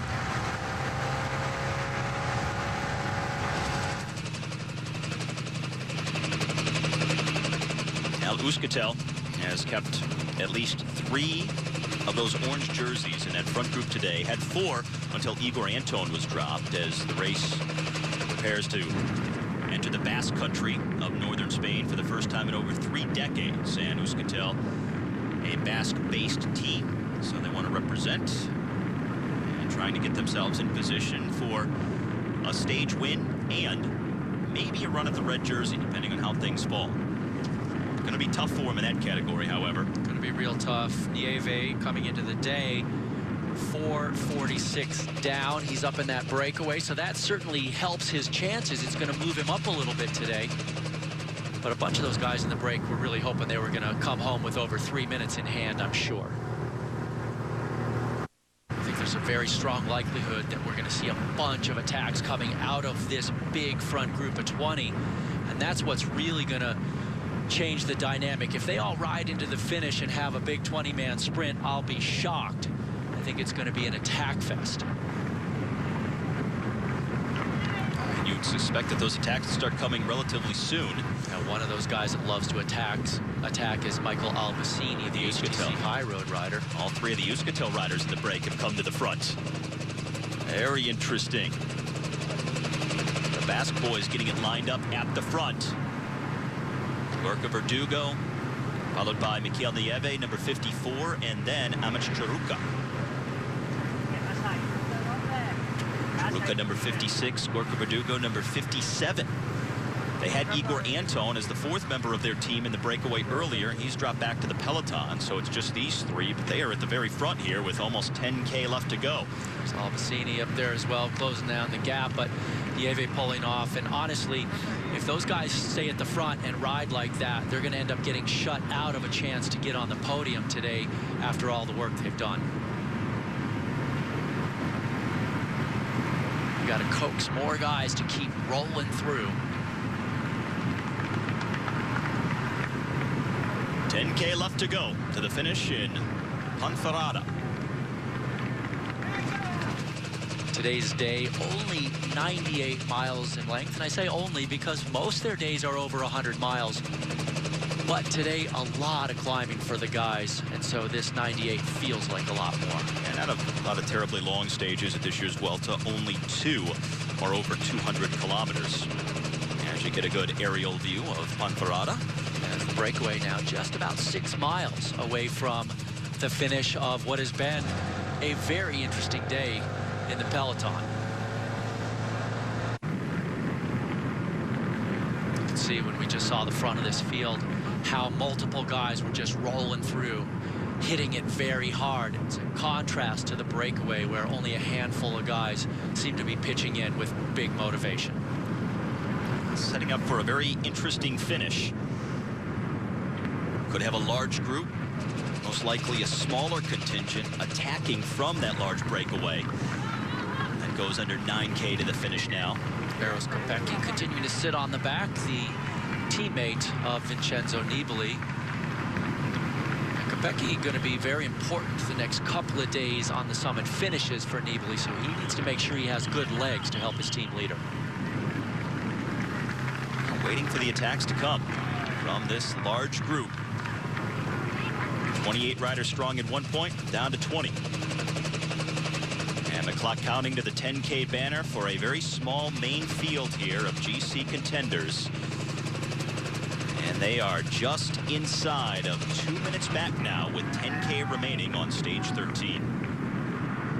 Sky pitching in again in the chase here with all these other teams, including Liquigas back up there as well. A little over a kilometer behind, and 1:45 the official time margin. Remember, the highest placed man in the breakaway group was Moreno at 3:39. So here we go. Here come the attacks. Looks like it's the Leopard rider who's gone off the front. Olivier Zog, maybe. It does look like Zog as he's gone on the attack inside the final 5 miles for him. The first real move we've seen coming from that breakaway group of 20. So the Swiss rider Zog now with 5K left to go, but just a couple of seconds over the other 19 riders in the move. It's going to be very hard for him to stay away. A lot of guys out there in that group that want the stage win. Well, there's a lot of guys in this breakaway that don't have a good sprint, so they know that their only chance to win the stage is to go on the attack from distance and try and steal it. Absolutely, it's a bunch of guys that are not very good at sprinting. Roche has a solid sprint. 140, the gap dropping ever so slightly for the field at 6K left. Liquigas now coming to the front. There's Zog at the top of the screen. Albacini, Kevin Seeldraers, and Chris Anker Sorensen in pursuit. That's Mark DeMar closing it down there. The quick step rider in the special jersey as the national champion of Curaçao. And here comes a counter. This is back to the front of that reduced main field of all the GC riders. So still a smattering of teams up there, and look how much it's breaking up in the breakaway group with 4K left to go. They sense the moment is now to attack and try and win the stage. very tricky moment of the bike race when you got 20 guys and they're all trying to time it to make that attack just when nobody can chase any longer. Now, there will be two 90-degree corners just outside of 1K to go. And then once they're inside the final kilometer, just a few roundabouts. That's it. It's pretty much straight and flat to the finish. Nothing terribly technical.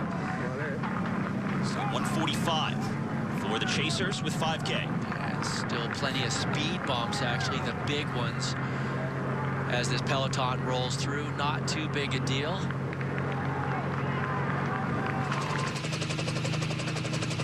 Looks like one of the Movistar riders is off the front with another. And a small group of about 7 chasing behind, but there is a small gap forming as another rider tries to bridge from that 7-man group. So that's the front of the race at the top of the screen, going under the banner and into the tunnel. 3K remaining to the finish. These guys been out here a long time through the mountains, and now it comes down to this flat section. Who has the legs? That is Albacini out front for HTC High Road. Albacini is a big attacking type of rider. He wins stages this way. He's also been the overall winner of the Tour of Britain in the past. Angel Madrazo, the rider from Movistar, in the dark blue just in front of Michael Albacini here. Albacini, a big danger man when you see him off the front. And listen to Madrazo yelling at him, come on! Albacini has been in breaks in the first half of this year's Vuelta, but now a genuine chance to win the stage. Albacini looks like he's sitting up, so they must be closing the gap down. And that's Moncoutier coming across. Moncoutier on the flat. Well, very interesting. Specialty. And Marc Demar. Demar is there. So it's Moncoutier out front, Demar coming through on his left. Marc Demar goes to the front, and he's going to accelerate right on past. Madrazo sensing the urgency here. He's going to try to get on the wheel of Demar. Good move by Demar. Let's see if he can open up a little bit of a gap here. He sensed the hesitation of the others, but it's been closed down by Madrazo. Moncoutier sitting at the back, and a crash for Omega Formulato. Into the median there and the banner. So a crash just inside of the final 2K. Now 4 riders out front here coming up on the red kite and the last kilometer of racing. Looks like the other Movistar rider is coming up. That is David Lopez. Well, doing the old 1-2, that's the way you got to do it if you want to win the bike race. Michael Albacini on the wheel for HTC High Road. Still looking for the red kite. A lot of games right now. It looks like Moncoutier closing it down. Eros Kopecky is there, as well as Daniel Moreno. Now it's player be played. The chess game begins. Nobody getting away. This is the back end of that large group. These are those technical corners I mentioned, just outside of 1K left to go. They'll see the red kite shortly. And Moncoutier with the hand gestures there. Looks like he's with Albacini yet again. And one of the 2 Movistar riders, either Lopez or Madrazo, sitting third wheel right now, but they're all single file, almost together. It'll straighten out as they hit this red kite. 1 kilometer left to go on stage number 13, and a breakaway of some 20 riders still together here. Moncoutier on the move up the right-hand side. Albacini still sitting at the front. And everybody playing games right now. The man we have not seen is Nicolas Roche. Has he been playing his cards close to his chest? And can he uncork the winning move? There goes an attack up the right-hand side along the fencing. That is Chris Anker Sorensen for the Saxo Bank team. Wow. Albacini on his wheel. Albacini really showing he wants this, responding to every move. But it's not responding to every move that matters. It's being there at the finish line. Well, Nicolas Roche is now sitting about 5th wheel there for AG2R. Chris Anker Sorensen leading it out. One of the Movistar riders is going, and Angel Madrazo making his move up the right-hand side. After 4 hours, the sprint is on. Albacini now for HTC High Road with Kopecky on his wheel. Albacini up the left-hand side. He's going long. Will he hang on? Michael Albacini of HTC High Road gets the win for this team that has been depleted of sprinters throughout the first half of the Vuelta. He delivers a stage win on the 13th day. sniffed out the break. He followed every attack late, and he still had the legs to best Kopecky at the line. Fantastic ride by Michael Albacini. And now the GC group, the small peloton with Brad Wiggins near the front, led by Leopard Trek. And just inside of the final kilometer. So not a problem at all for these guys. They'll be inside of 2 minutes from the leaders at the finish. No big shakeup in the general classification. Now it's Vacances Soleil going on the attack, but for what, 21st place? Whenever there's a gap, somebody is always going to sprint, no matter what place it's for. It's one of the interesting things about these flat finishes. Sometimes, though, riders will tell you that they don't exactly know how many places back they are, so they'll sprint anyway just to see what they can do. Yeah, it's been kind of a crazy day, and you may think there's still a top 10 available. We've already seen the top 20 come through.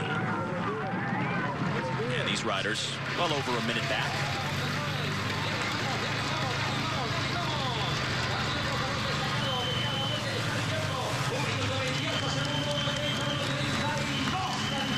Just about a minute and a half back for the GC group here. Very small peloton, as a lot of riders were dropped over those 5 categorized climbs on the day. Albacini of HTC High Road gets the win, and our post-race report presented by SRAM is up next. Albacini just out-sprinting Eros Kopecky to get HTC High Road's second stage win of this year's Vuelta to go along with Tony Martin's victory in the individual time trial on stage 10. Looking at Albacini overhead, no question he was the fastest guy at the end. Eros Kopecky, the teammate of Vincenzo Nibali on Liquigas Cannondale, sitting on a lot in that breakaway, hoping to get the win, but couldn't pull it off.